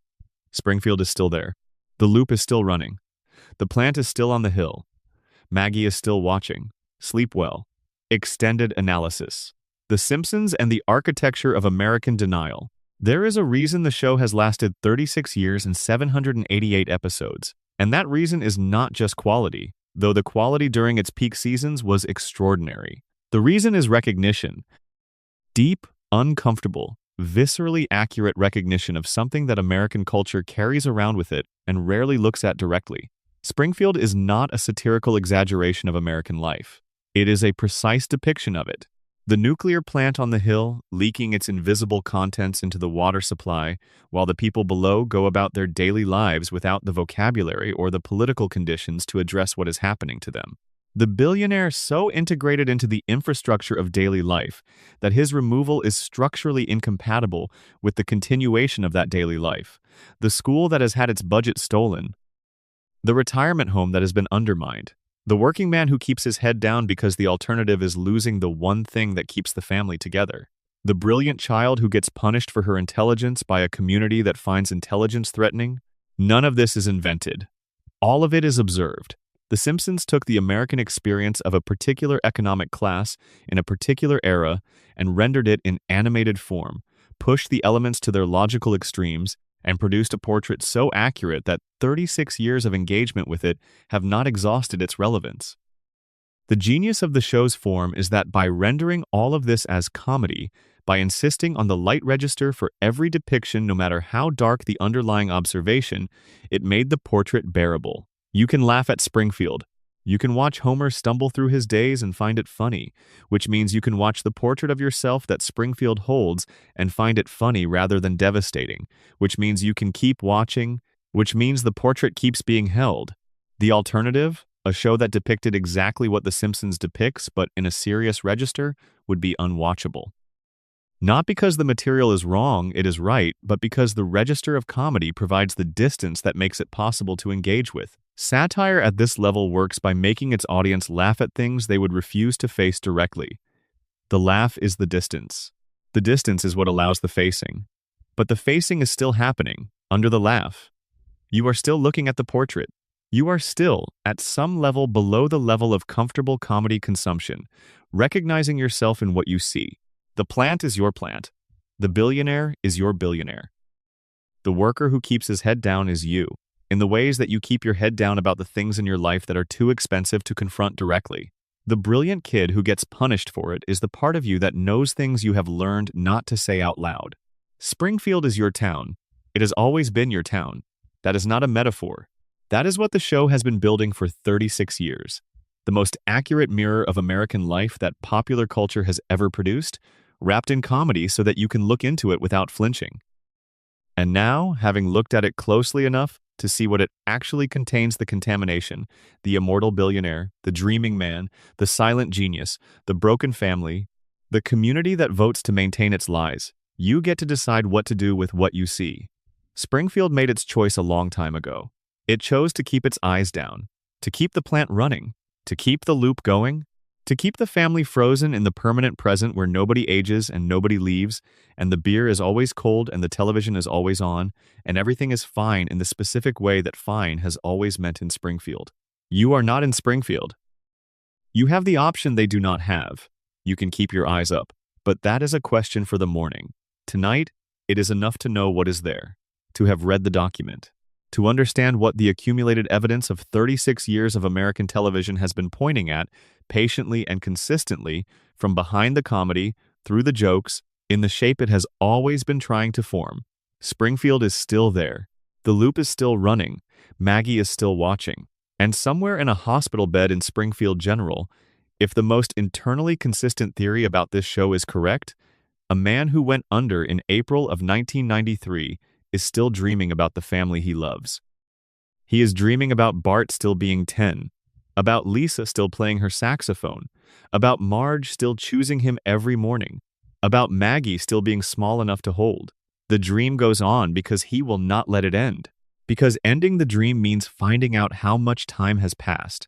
And a man who loves his family the way Homer Simpson loves his family will keep the dream going for as long as there is any capacity left to dream. Every episode is a love letter. Every season is another year of refusing to let go. The show will never confirm this, but the evidence has always been there. And now you have read it. Sleep well. Homer's dream will be there when you come back to it. It always is. Extended analysis. What we owe Springfield. We have been watching this family for a long time. Those of us who started young and have kept watching through the decades have now watched longer than Bart has been alive, or rather, longer than the character has been able to age. We have watched from childhood into adulthood, watched through the kinds of life changes that The Simpsons are perpetually protected from experiencing. We have lost people and gained people and moved and changed jobs and changed cities and changed in the deep ways that 36 years of living change a person. And through all of it, the family has stayed the same. Bart is still 10, Lisa is still 8. The house is still the same house. There is something we have taken from that arrangement. Something that goes beyond entertainment or even comfort into the territory of genuine psychological sustenance. The Simpsons provided, for a generation and then another generation, and now the beginning of a third one, a stable reference point in a world that does not provide many of those. You could come back to Springfield after a year away and find it exactly as you left it. After a decade away, still the same. The consistency of the show's world, the permanence of the family, the constancy of the house, the fact that Homer and Marge are still together and the children are still young functioned as a kind of anchor, something that would not change. Something you could rely on to be there. We took that from Springfield, and in exchange, we gave the show something too. We gave it the permission to keep running. Not contractually or commercially, though those things matter. We gave it the deeper kind of permission. The permission that comes from genuine attachment, from needing the thing to continue, from the kind of sustained investment that makes a cultural object more than entertainment. We needed the show to keep running. We needed the family to stay together. We needed Bart to stay 10 years old because Bart growing up and leaving was a thing we could not allow for the reasons we have been examining tonight, because it would mean admitting that 36 years had passed and that we had been in them, changing, while the family stayed the same. The loop is ours. We built it by watching. We maintain it by continuing to watch. Every time we press play, we vote, without any formal process or decree, the way Springfield voted in The Principal and the Pauper, to keep the timeline floating, to keep the children young, to keep the lights on in the house on Evergreen Terrace regardless of what happens in the real world outside of it. This is not a criticism. It is not a diagnosis of a problem that requires correction. It is simply a description of what the show is and what we have been doing with it for 36 years. We needed something that would not change. The show gave us that. And the exchange has been genuinely sustaining for the people who have participated in it across 3 decades. But having read the document now, having understood what the accumulated evidence points to, there is one thing worth carrying forward from this long walk through Springfield's history. The show has been honest with you. Whatever it could not say directly, it put into the episodes in the only form available to it, buried under jokes, distributed across hundreds of episodes, laid in the structure rather than spoken in the dialogue. It told you about the contamination. It showed you the bones. It depicted Burns's treatments and the 3-eyed fish and the yellow skin and the 4 fingers. It gave you the God prophecy 6 months before the coma. It showed you Maggie checking whether she was being observed. It told you what Mona's choice cost Homer, and what Homer's damage costs his family, and what all of that cost the town. It told you everything. It just told you in a register that asked for a laugh rather than a reckoning, and mostly you laughed. Because that was what the register invited, and the laugh was easier than the reckoning. The reckoning is still available. You can look at what you now know about Springfield and sit with it. You can let the weight of the contamination theory land without the comedy softening it. You can let the coma theory be as sad as it actually is. You can let Ned Flanders' situation be as specific and as dark as it becomes when you remove the comedy frame. You can let the full picture form and hold it without immediately reaching for the joke that makes it manageable. Or you can press play on another episode. You can settle back into the couch. You can let the couch gag run, and the family take their places and the story begin again, in the permanent present of Springfield, where Bart is 10 and Lisa is 8 and Maggie is watching, and everything is fine in the specific way that fine has always meant here. Both options are available. The show offers both, always has. The light register and the dark reading underneath it available simultaneously, each accessible without excluding the other. That is the final and most complete version of what The Simpsons is. Not just a comedy, not just a satire, not just a family show, not just a cultural mirror, not just a contamination narrative or a coma dream or a 36-year portrait of what American life looks like when someone decides to render it precisely and without mercy. All of those things simultaneously, in the same episodes, available to the same viewer, held together by the same family, in the same house, on the same street, in the same impossible town. Springfield contains all of it. That is why it has lasted. That is why it will keep lasting. Not because it is consistent or well-maintained, or because the later seasons match the quality of the early ones, but because the thing it offers the permanent present, the frozen family, the town that resets, the loop that runs, meets something in us that we have not found a better way to meet. We needed somewhere that would not change. Springfield did not change. We kept coming back. The loop kept running. That is the arrangement. That is what it has always been. And it will still be there when you come back to it. The plant is still on the hill. The river is still below it. Maggie is still watching. And Homer, if the most internally consistent theory is right, is still dreaming. He has been dreaming for 31 years. He will keep dreaming for as long as there is a story left to tell. And as long as we keep watching, there will always be a story left to tell. The dream goes on. Extended analysis. Hans Moleman and the mathematics of dying. Let us return to Hans Moleman and give him the attention he has never received, because Moleman, properly examined, is one of the strangest and most revealing elements in Springfield's entire population, and the strangeness of his situation is useful precisely because it strips away the ambiguity that surrounds the more prominent characters and presents the town's deepest absurdity in its most concentrated form. Moleman dies, repeatedly, in canonical episodes, in real narrative time, in scenes that are not marked as fantasy or dream or exception to the rules. He dies in the background of crowd scenes, in brief cutaways, in self-contained vignettes that take less than 30 seconds and then move on. He has been killed, by reasonable count across the show's run, somewhere between 40 and 80 times, depending on how you define the deaths and how carefully you have been tracking. The number is in any case extraordinary.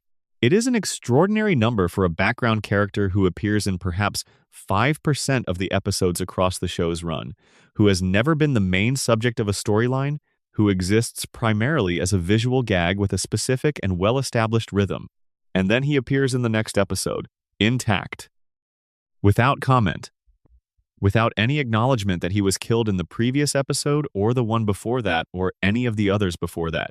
The running gag explanation, as we have established, is accurate and sufficient for the surface reading. He is a joke character whose joke is dying repeatedly. The show makes this joke reliably and well, and the laugh it generates is genuine. But look at what the mathematics of his situation actually imply, under any of the frameworks we have been building. If Moleman is subject to the same contamination effects as everyone else in Springfield, and if those effects vary by individual in the ways the theory proposes, then his specific situation suggests something about the full range of what the contamination is capable of producing. We have Homer, at one extreme, nearly indestructible physically, severely cognitively limited. We have Maggie, potentially at another extreme, extraordinarily cognitively capable, physically limited to the motor development of an infant. We have Burns, who exists as a kind of controlled case, managing his radiation exposure deliberately and maintaining something like functional immortality through deliberate pharmaceutical intervention.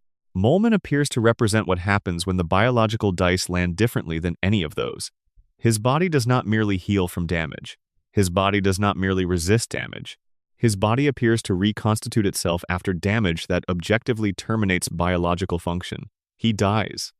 And then, he is not dead. This is not resilience. This is a different kind of biological anomaly entirely, one that the contamination theory would have to account for by proposing that some exposure profiles produce a disruption of cellular death processes severe enough that the normal finality of biological death does not apply in the usual way. His stated age of 31 and his apparent age of 80-something add another layer.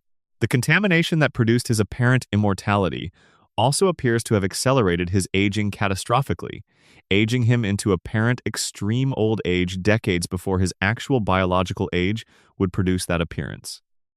The same source has given him too much time and too many years simultaneously. He will apparently live indefinitely, but the years of that indefinite life are experienced in the body of someone who has been living far too long already. He cannot die permanently. He cannot stop aging. He is suspended indefinitely at the intersection of biological extremes that the contamination produced in him specifically. Nobody in Springfield notices any of this. Not his neighbors, not the town's medical establishment, not the police who presumably have to file paperwork every time he dies in a public place. The collective denial that Springfield applies to every other impossible thing about its existence applies to Moleman with perfect efficiency. He dies. He comes back. The town moves on. This is, if you take it seriously rather than as a comedy beat, deeply strange. The normalization of a man who cannot stay dead is the normalization of what should be the most alarming thing that could happen in a community. It suggests that Springfield's capacity for collective denial is not limited to things that require active suppression: political inconveniences, contamination evidence, identity fraud. Springfield's denial operates automatically and completely, even on things that require no political or economic motivation to suppress. Molman's situation does not threaten Burns's interests. It does not destabilize the town's economy. It does not expose the plant's violations. It is simply impossible in the biological sense, and yet it has been normalized with the same thoroughness as the things that required motivated suppression. The implication is that Springfield's denial mechanism does not run on motivation, it runs on exposure. Anything that has been part of the town's experience long enough gets normalized, regardless of whether normalizing it serves anyone's interests. Molman has been dying and returning for as long as anyone can remember. Therefore, his situation is simply how things are. The impossibility of it has been absorbed into the definition of normal Springfield life and no longer registers as something requiring examination. This is the contamination theory's most complete argument. Not that the radiation produced specific, targeted effects on specific residents, but that the radiation has produced a general condition of the impossible becoming normal, the alarming becoming unremarkable, the evidence that should trigger inquiry being smoothly absorbed into the background of daily life. Springfield is not a town where unusual things happen. Springfield is a town where unusual things have happened so consistently and for so long that unusualness itself has become the baseline. The three-eyed fish is normal. The glowing billionaire in the woods is normal. The principal who is not who he says he is was normal for 20 years.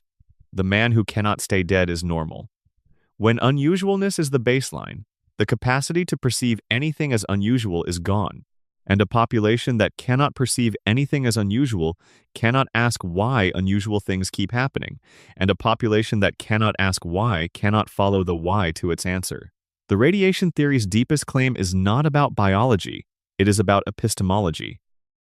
It is about the systematic destruction of a population's capacity to recognize that the world around them does not make sense, and to ask why it does not make sense, and to follow that why to the plant on the hill.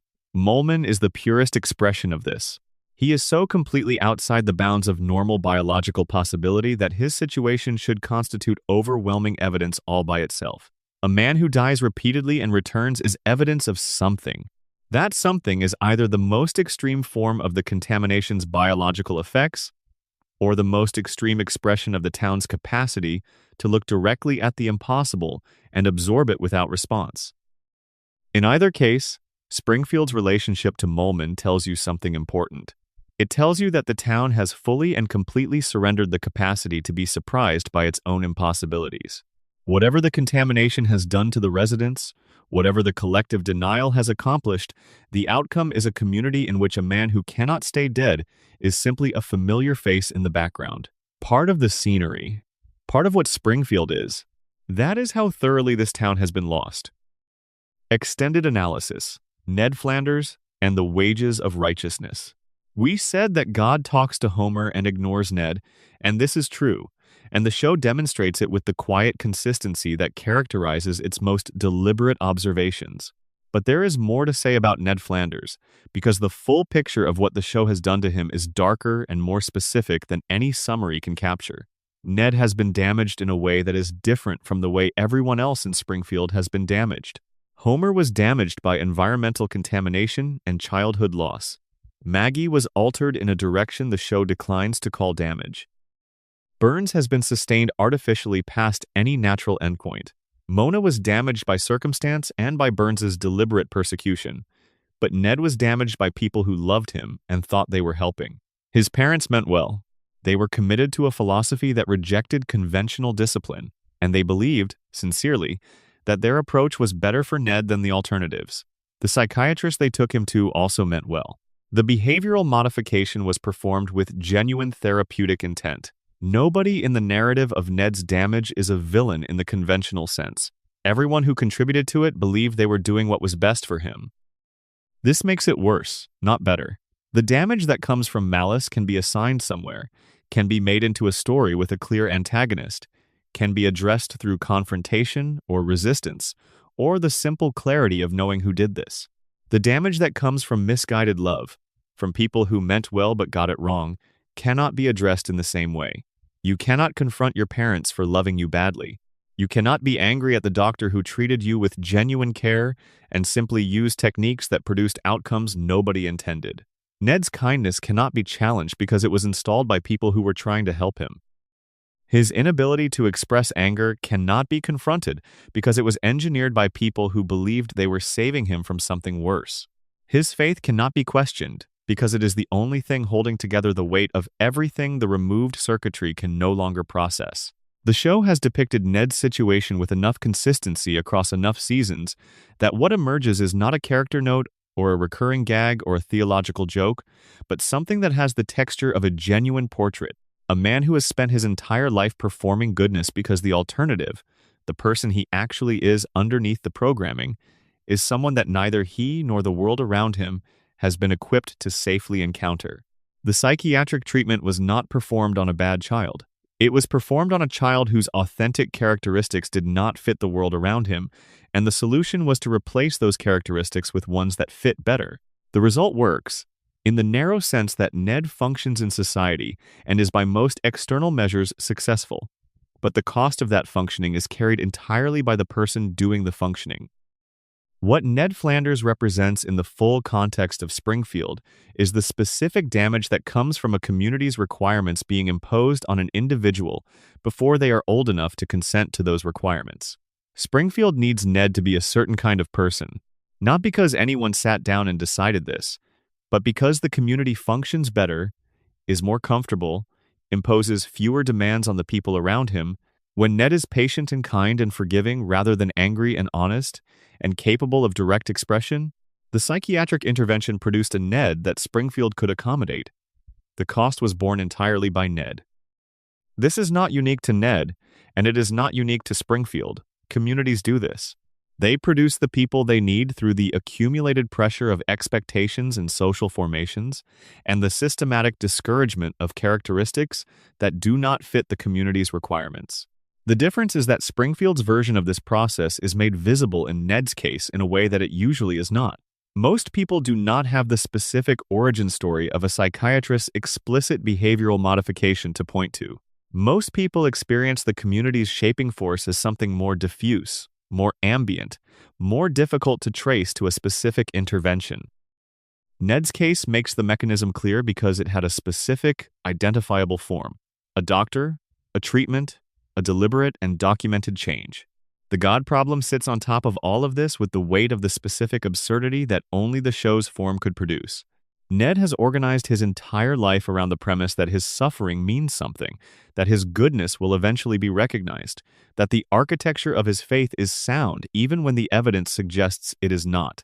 He has maintained this architecture across the deaths of his wife, the destruction of his house, the decades of Homer's casual contempt, and every other thing Springfield has deposited on him. And God, who exists and is real within the show's universe, and who has spoken directly to Homer Simpson on multiple occasions, has never once spoken to Ned, not even to acknowledge that he is listening, not even a sign that would give Ned the direct confirmation that his faith has been placed in something that knows he is there. The divine attention goes to Homer, who has done nothing to earn it and does not particularly know what to do with it when it arrives. The devout man gets the silence of the void. This is the show at its most honest about the specific quality of American religious life that it has been observing for 36 years.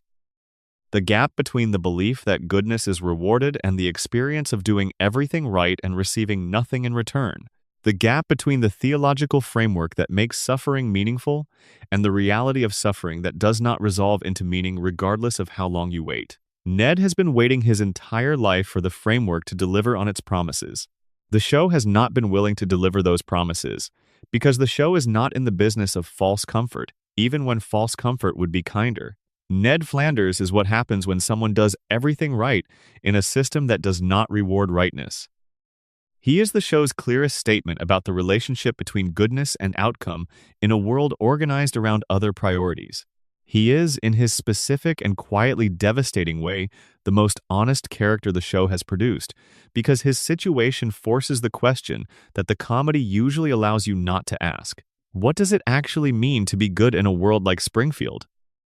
The show's answer, delivered through 36 years of consistent depiction, is that it means absorbing everything the world does to you and responding with grace. Not because the grace will be rewarded, not because God will eventually speak to you directly, not because Homer will ever truly recognize what Ned offers him, but because the programming that removed Ned's capacity for the alternative is too deep to reverse, without consequences that would be worse than the grace. He keeps showing up to church. He keeps forgiving Homer. He keeps being the best person in Springfield. And Springfield keeps not knowing what to do with that. And Burns keeps living on the hill. And the plant keeps running. And the loop keeps going. That is Springfield. All of it together. That is what we have been looking at tonight. And now you know what you are looking at when you watch it. The show is still running. The family is still frozen. The loop is still looping. The plant is still on the hill. Maggie is still watching. Sleep well. Extended analysis. The show within the show, what Springfield watches. One of the most consistently overlooked details in the visual grammar of The Simpsons is what the family watches on television. Not as a subject of storylines, though that happens too, but in the background of hundreds of ordinary scenes, the living room couch, the television on, whatever is playing in the space between the things the episode is actually about. The show within the show. The fictional entertainment consumed by a fictional family, while the show about that fictional family is being consumed by a real audience. The show within the show is mostly junk. It is mostly the cartoon violence of Itchy and Scratchy, the mindless format entertainment of various game shows and reality programs, the spectacle of local news coverage organized around conflict and calamity, the sports broadcasts and talk shows and late-night programs that fill the hours of American television as it has existed across the decades the show has been running. The content the Simpson family watches is, with very few exceptions, the worst version of the medium. It is loud, simple, violent, emotionally manipulative in the ways that mass entertainment learns to be manipulative because manipulation works, and it is consumed without critical engagement by a family that is too tired and too cognitively limited and too comfortable in the specific comfort of not having to think hard about what is going into their heads. This is the show's most quietly specific observation about the culture it depicts, not the satire of specific programs or specific network executives, which it does as well. The background observation that this family, like most families in most houses in most of the America the show is depicting, consumes media the way it consumes everything else, without examination, as a default activity, as the thing you do when you are in the room and the television is on and nothing is required of you. The family watches Itchy and Scratchy cartoons with the same investment that their actual audience watches The Simpsons. They are absorbed by it, they laugh at it, they reference it. They treat its content as meaningful in the way that audiences treat the content of shows they are genuinely engaged with. And Itchy and Scratchy, the show within the show, is a pure distillation of mindless animated violence. A cartoon about a mouse repeatedly and grotesquely killing a cat in escalating ways, with no content beyond the escalation of the violence itself. The Simpsons watching Itchy and Scratchy with genuine enjoyment while a real audience watches. The Simpsons with genuine enjoyment is the show making an observation about the relationship between its audience and its content that it has been making since its earliest seasons, quietly, in the background of scenes that are nominally about something else. The observation is not flattering. It is not meant to be. It is meant to be recognized. Every audience believes, at some level, that the show they are watching is more substantive than the shows they do not watch. Every audience believes that their relationship with their preferred entertainment is different in kind from the relationship other audiences have with their preferred entertainment. The show within the show suggests that this belief may be self-serving, that The Simpsons watching Itchy and Scratchy and the audience watching The Simpsons are, at the level of the basic relationship between viewer and screen, engaged in something more similar than either party would be comfortable acknowledging. This is not an argument that The Simpsons is as mindless as Itchy and Scratchy. It is not that. The quality difference is real and substantial. But the show is making a point about the nature of television consumption itself, about the posture of the viewer in front of the screen, about the relationship between the need for entertainment and the ease with which that need can be met at any level of quality. The need does not discriminate. The need is for the screen to be on, and for something to be happening on it, and for that something to require no more effort than watching requires. Itchy and Scratchy meets that need. The Simpsons meets it too. The difference is in what gets deposited in the viewer along with the meeting of the need. But the need and the meeting of the need are the same in both cases. Springfield watches television because television is there, and watching is easier than not watching, because the alternative to the television on is the silence of the house. And in the silence of the house, you might hear the plant humming on the hill, and then you might think about what the plant is, and then you might think about what the plant has been doing. And the show has already established what happens to Homer Simpson when he thinks too clearly about what the plant has been doing. He puts the crayon back. The television is easier. The screen, in Springfield and in every house that is watching Springfield, is the most efficient mechanism ever developed for making the silence manageable, for filling the space between the things you are not thinking about with enough noise and movement and the illusion of engagement that the not thinking can continue undisturbed. This is not a criticism of the people doing it. It is a description of a function that television serves in the lives of most people who watch it, which is most people. The Simpsons has been depicting this function in the background of its own episodes for 36 years while being watched by the people it is depicting it for. The show knows this. The show has always known this. It is in on the joke in the most complete possible way, producing the thing it is observing, being consumed by the people it is observing, making its observation visible only to the people who are already doing something different from what the observation describes, which is the people who are paying the kind of sustained, attentive, pattern-recognizing attention that makes the observation visible in the first place. The ordinary viewer of The Simpsons gets the jokes. They are very good jokes. The extraordinary viewer of The Simpsons, the one who steps back far enough to see the whole archive as a document, gets something else. A show that has been watching them watch it for 36 years and making quiet, precise notes about what it sees. Extended analysis. The Simpsons as time capsule. There is a version of The Simpsons argument that does not require any theory at all. That does not require the radiation narrative or the coma premise or the immortality mechanism or any of the interpretive frameworks we have been building tonight. It requires only the acknowledgement that The Simpsons has been running for 36 years, and that 36 years is long enough for a cultural document to become genuinely historical. The show began in 1989. 1989 is, at the time of this script being written, 36 years in the past. People who were born after the show began are now adults with children of their own. The cultural landscape the show emerged from the specific texture of American life in the late 1980s and early 1990s, the particular quality of the domestic comedy of that era, the specific version of American economic anxiety that the show was initially responding to, has been transformed multiple times over by the events of the intervening decades. The show that began as a portrait of its present moment has become, by simple persistence, a portrait of an America that no longer exists in quite the form the show originally depicted. And yet the show continues, in its floating present, as though none of that time has passed. As though the family is still living in the late 1980s with 2025 technology and 2025 cultural references. As though the specific quality of lower-middle-class American domestic life that the show captured at its beginning is still the current reality, which it is not, which it cannot be, which the 36 years that have passed have changed in ways that the floating timeline deliberately does not acknowledge.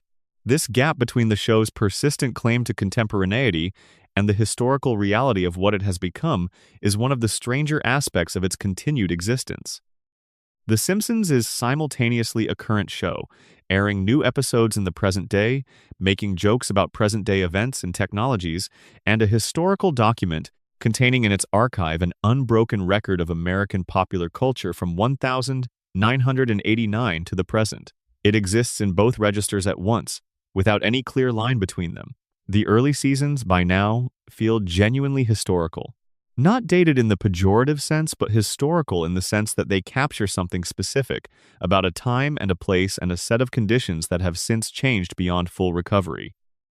The specific quality of economic anxiety in those first seasons, the particular way the show depicted the relationship between a working family and the institutions that organized their life, the texture of the community the show was drawing from in its earliest years, all of this is history now.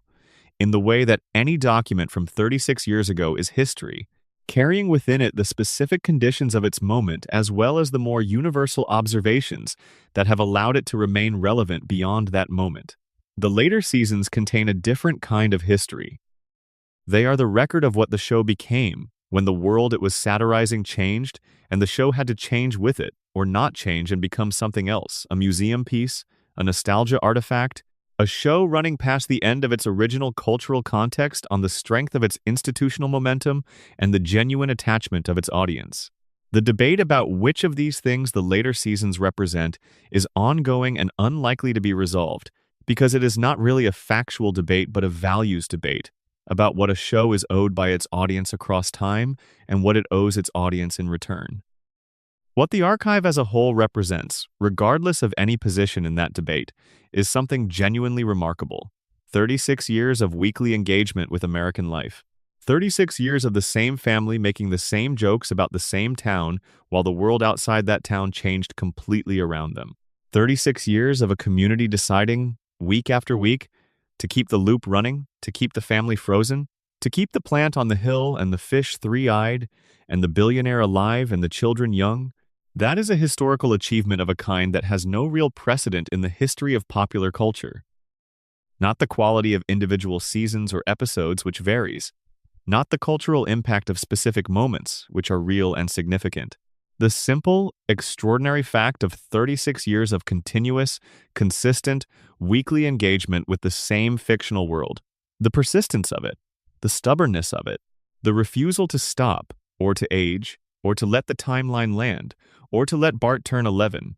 The show has outlasted the cultural moment it was made for, outlasted the network infrastructure it was made within, outlasted the assumptions about television and media and cultural consumption that shaped it at its beginning. It has survived the death of the broadcast era that produced it and the rise of the streaming era that has replaced it, and it is still running. Bart is still 10 years old. The plant is still on the hill. There is a word for things that persist past the conditions that produced them and continue to be meaningful after the world that made them has changed. That word is myth. Not in the pejorative sense of a false story, but in the technical sense of a story that a culture returns to repeatedly because the story contains something that the culture keeps needing, keeps finding useful, keeps being unable to fully extract from the story so that it can stop going back to the source. Springfield is American mythology. Homer and Marge and Bart and Lisa and Maggie are American myths in the same sense that Paul Bunyan and John Henry and the various other figures of the American folk tradition are myths. Stories that a culture generates because they express something about the culture's self-understanding that cannot be fully expressed in any other form. The Simpsons is the myth of the American middle-class family, its struggles, its compromises, its love, its damage, its stubborn persistence through conditions that should break it. That myth is what 36 years of returning to the same couch, in the same house, in the same impossible town has been about. The contamination is real. The coma may be real. Burns's immortality is as real as the show makes it. The denial mechanism is real. Maggie is watching. Homer may be dreaming. All of these things are true within the world the show has built, and all of them are part of the myth. But the myth endures not because of any of those things. The myth endures because at the center of all of it, surrounded by all the darkness and all the damage, and all the impossible and unreckoned with conditions of Springfield life, there is a family on a couch, a father who loves his children past reason and past competence, a mother who holds everything together through patience that has been tested past any reasonable limit.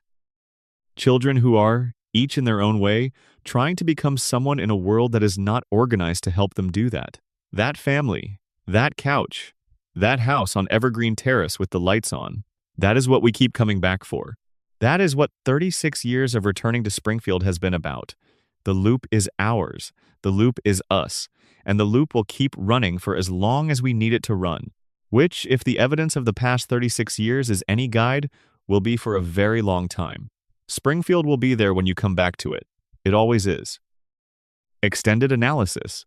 The things Springfield taught us about ourselves. There is a particular quality to the experience of finishing something like this, a long, slow, attentive walk through 36 years of accumulated evidence from a place you thought you knew, that is different from the experience of most entertainment. Most entertainment ends and you move on to the next thing. But this kind of examination, the kind that takes a thing you have known casually for years and looks at it so closely and for so long that it transforms into something you did not expect, tends to leave marks. What you now know about Springfield, you cannot unknow. The three-eyed fish will not look like a simple joke the next time you see it. The bones in the basement will not feel like a throwaway detail. The green glow of Burns in the woods will not be just a clever reveal for an alien sighting premise. Every yellow face and every four-fingered hand, and every impossible survival from an injury that should have been fatal will carry a different weight than it carried before tonight. The contamination theory is in your reading of the show now, and it is very difficult to unsee something once you have seen it. This is the fate of anyone who has ever tried to read Springfield seriously. The more carefully you look, the more the jokes start to look like something else. Not instead of jokes they are still jokes, they still function as jokes. The comedy is still there and still works. But alongside the jokes, underneath the jokes, constituting the jokes, there is this other layer, the layer we have been examining. And once you have seen it, the jokes do not look the same anymore. This is not a loss. It is, if anything, an enrichment. The show gains rather than loses depth when you understand what it is doing beneath the surface. The comedy becomes more precise, more specific, more clearly aimed when you understand what it is covering for. The jokes about Homer's resilience are funnier, not less funny, when you understand that his resilience is a symptom of contamination rather than a cartoon logic artifact. The jokes about Maggie's apparent helplessness are darker and richer when you understand that the helplessness is a performance and that behind it is the most capable mind in the Simpson household. The jokes about Burns's age and physical frailty are more precise when you understand that his continued existence is the result of an engineered system rather than the arbitrary persistence of a cartoon antagonist. The comedy does not disappear when you see the structure beneath it. The structure makes the comedy more coherent. The jokes make more sense when you understand what they are jokes about. The Simpsons has always been a show about serious things presented through comedy. That is the definition of satire. What distinguishes it from other satire? What justifies 36 years of sustained engagement by audiences who have aged and changed while the show has not? Is the depth of the serious things it is presenting, and the precision with which the comedy is calibrated to contain them. The serious things are very serious. The contamination of a working-class community by an industrial facility whose owner has calculated that the damage is more profitable than the prevention of it.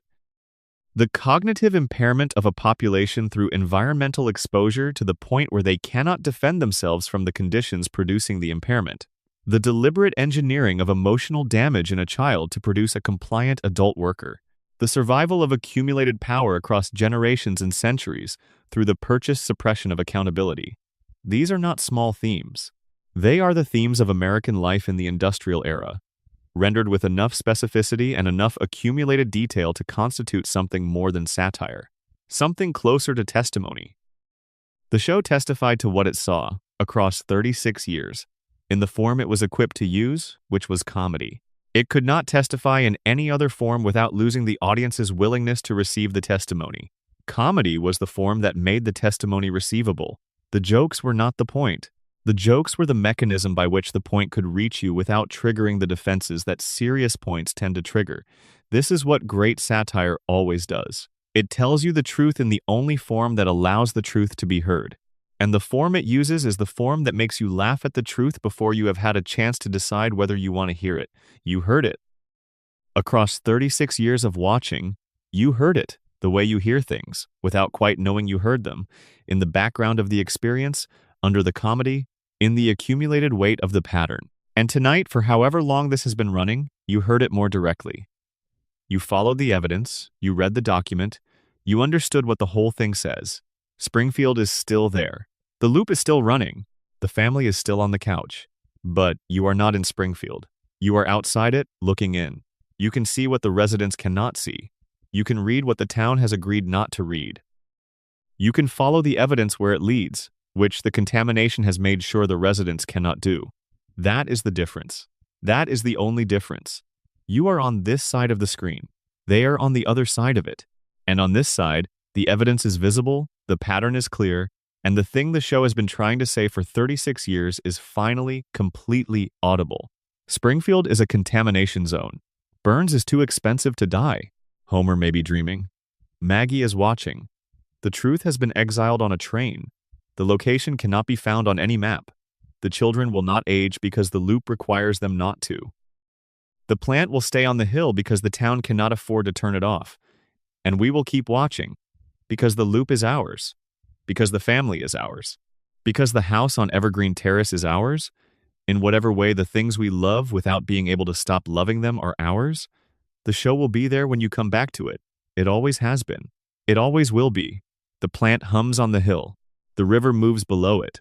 Maggie sits in the bouncy chair with those enormous eyes, watching everything, understanding everything, waiting. And Homer, if the most internally consistent reading of the evidence is correct, is still in that hospital bed. Still dreaming. Still refusing to let the dream end. Still holding onto the family the only way he has left, which is the way the unconscious mind holds onto the things it loves. By generating them, episode by episode, season by season, year after year, for as long as there is anything left to generate with. He is dreaming about the couch. He is dreaming about the door opening and the family being there. He is dreaming about Bart still being 10 years old and Lisa still playing her saxophone and Maggie still small enough to pick up. He is dreaming about Marge being there when he comes home. Every episode is that dream. Every season is another year of it. Every time you watch, you are watching a man hold on to the only thing he ever really wanted, which is, in the end, not so different from why you are watching. Sleep well. Total runtime. Approximately 4 hours of narrated audio content. Optimized for 11 Labs voiceover generation. All section breaks marked with dashes for natural pacing points. Extended analysis. The weight of 36 seasons. Here is a thing that almost never gets said about The Simpsons. It is an act of endurance. Not just by the people who make it, though sustaining a creative enterprise of this scale across this length of time is an extraordinary institutional achievement regardless of the quality of any individual season. It is an act of endurance by the audience too. By the people who have been showing up week after week and season after season, some of them for the entirety of their adult lives, returning to Springfield because Springfield is where they go when they need to go somewhere that will not have changed. Most of the audience currently watching The Simpsons was not alive when it began. The generation that watched its first run in the early 1990s are in their 40s and 50s now. They have been watching this show for most of their lives, which means they have been maintaining a relationship with this fictional family for longer than most of their actual relationships have lasted. That is not nothing. That kind of sustained engagement with a fictional world is not the casual consumption that most entertainment gets. It is something closer to the relationship people have with places they have lived. The accumulated familiarity, the particular quality of knowing exactly how a place feels, and what to expect from it, and what it will and will not give you. Springfield is a place in that sense.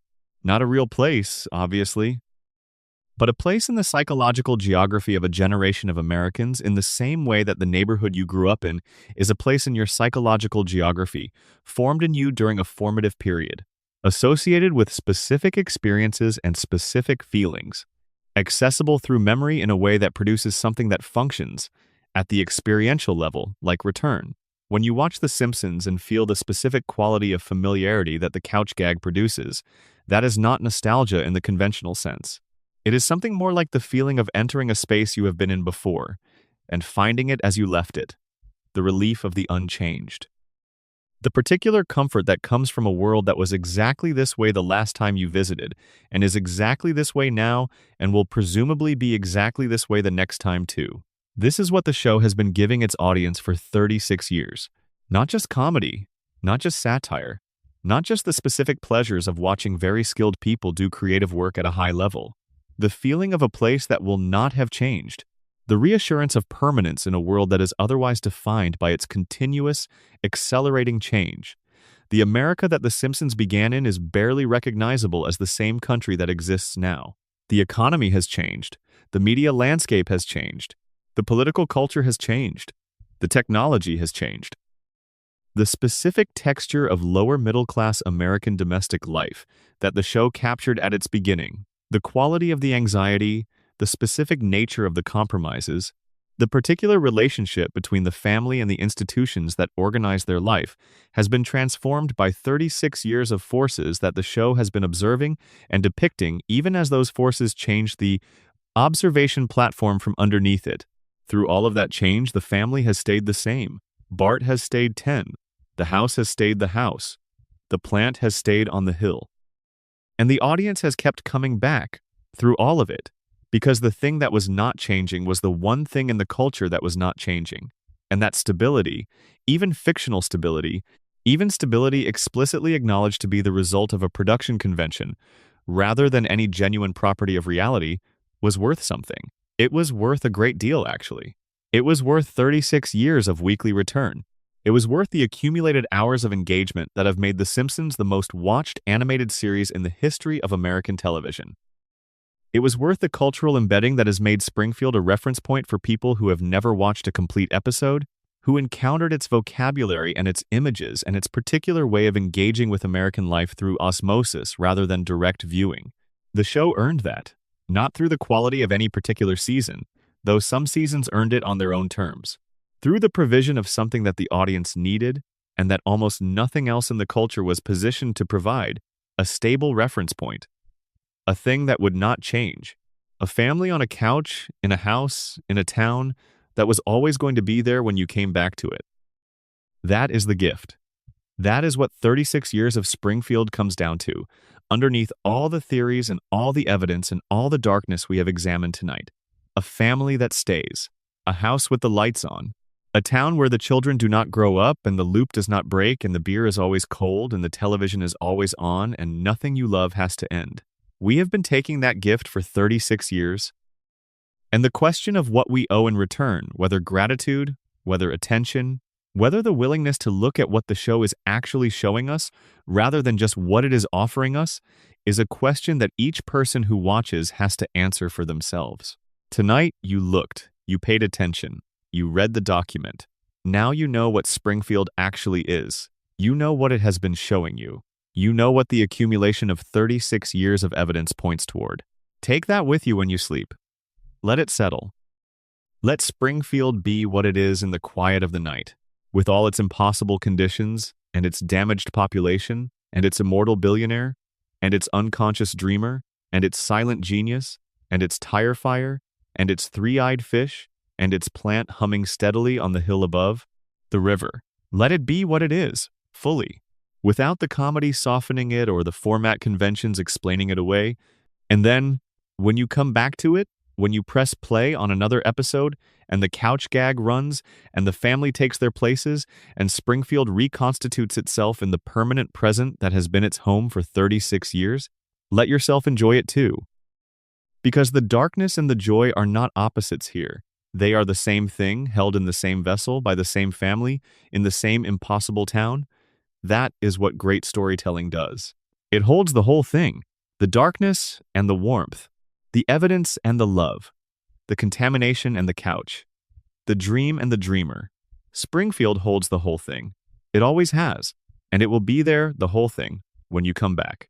Sleep well. Take your time. The loop is patient. The family is waiting. The house on Evergreen Terrace has its lights on. It always does.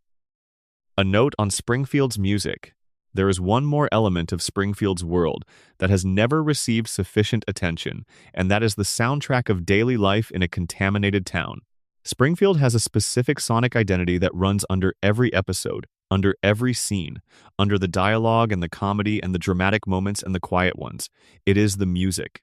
Not the incidental score, which is its own remarkable achievement across 36 years of weekly production. The music that the residents of Springfield themselves make and consume and carry around in the fabric of their daily lives. Lisa's saxophone is the most obvious example, and the most important one. Lisa plays the saxophone. She has played it since the show began. She plays it with genuine skill and genuine feeling, in her room, alone, because the family does not generally want to hear it and the town has no particular use for what it expresses. The saxophone is the thing that is entirely hers, entirely the product of her own mind and her own practice and her own need to express something that the daily life of Springfield gives her no other outlet for. What Lisa plays on the saxophone when she plays alone in her room is the sound of someone who sees clearly in a place that has agreed not to see clearly. It is the sound of intelligence that has learned to express itself through music, because the direct expression of intelligence has been consistently punished. It is the sound of the one member of the Simpson family who has not entirely accommodated herself to the conditions of Springfield life, who still insists, through the medium of the saxophone alone, on the existence of something the town does not want to acknowledge. The saxophone is Lisa's resistance. It is the one form her resistance has been allowed to take without producing consequences too severe to sustain. She cannot change the school. She cannot clean the water. She cannot challenge Burns. She cannot stop the reset. But she can play. She can make the sound of clarity in a town that has agreed to be unclear. She can insist, in music, on the reality of what she sees, even when the insistence produces no change in the thing she is seeing. This is what art does in impossible conditions. It does not change the conditions. It records them. It insists on their reality even when the community around it has agreed that reality is negotiable. It holds the true thing in a form that cannot be easily suppressed, because the true thing expressed in music does not trigger the community's suppression mechanisms, the way the true thing expressed in direct statement does. Lisa plays her saxophone in her room in Springfield, and the sound of it is the sound of the show's most fundamental commitment to the truth of what it sees, even when the truth is expensive, even when the form available for expressing it is comedy rather than direct statement, even when the audience is laughing rather than listening in the direct sense. The show has been playing its saxophone for 36 years. You have been in the room, listening, and now you have heard what it was actually saying all along. That is enough for tonight. That is more than enough. Springfield is patient. The loop is still running. The saxophone is still playing somewhere in a room on Evergreen Terrace, heard only by whoever is paying close enough attention to listen past the comedy to what the comedy is for. You were paying attention tonight. You followed the evidence. You read the document. You heard the saxophone. That is what we came here for. The plant is on the hill. The river is below it. The fish have too many eyes. The family is on the couch. Maggie is watching. Sleep well. Closing. The last honest things about Springfield. Before this ends completely, a few honest observations that belong at the end rather than anywhere else. The Simpsons is a comedy. It has always been a comedy. Everything we have examined tonight exists within a framework that was built to make people laugh, that has made people laugh for 36 years, and that will keep making people laugh for as long as it runs. The darkness we traced is real, and it is in the show, but it does not cancel the comedy. The comedy is the thing that allowed the darkness to be present at all, allowed it to accumulate across 36 years without ever becoming too heavy for an audience to keep showing up. The jokes are load-bearing. Remove them, and the structure collapses. The comedy is not a sugar coating on the difficult material. It is the material's structural support. Homer Simpson is one of the most fully realized characters in the history of American popular culture. Not because he is realistic, he is not in any conventional sense, but because the contradictions he contains are real contradictions, the kind that actual human beings carry and that most fiction flattens rather than holds. He is incompetent and deeply loving. He is cognitively limited and occasionally wise. He is selfish in most situations and capable of tremendous selflessness when it matters. He destroys things and then grieves for what he has destroyed. He is, in the full and complicated sense, a person. A cartoon person in an impossible town in a fictional world, but a person, and the recognition that 36 years of audiences have felt when watching him is the recognition of real human contradiction being held without simplification. That is the show's greatest achievement. Not the contamination narrative, not the coma theory, not the accumulated evidence of 36 years of darker observations about American life. The greatest achievement is Homer Simpson, held exactly as he is, given full dignity in the complexity of what he is, allowed to be both the joke and the heart of the joke, without either of those things canceling the other. And Marge, who holds the family together through patience that should not be possible to sustain, and who is, for all the show's consistent failure to give her the attention she deserves, the moral center of everything. And Lisa, who is the show's conscience, its clearest eye, its most direct statement of what kind of world this should be, even when it is not. And Bart, who is the show's energy, its refusal to be managed, its insistence on the vitality of not going along with things just because going along is easier. And Maggie, watching. They are a family. That is the thing that has always been true, through all of it, through all the theories and all the evidence and all the darkness and all the comedy. They are a family, and they love each other, and the loop keeps running because the love keeps running, and the love keeps running because that is the one thing in Springfield that the contamination could not reach, and Burns could not buy, and the denial machine could not suppress. The love is still there. The family is still on the couch. The house is still on Evergreen Terrace, and whenever you need it, whenever the world outside has been too much, and you need somewhere that will not have changed, it will be there. Springfield will always be there. That is the whole point.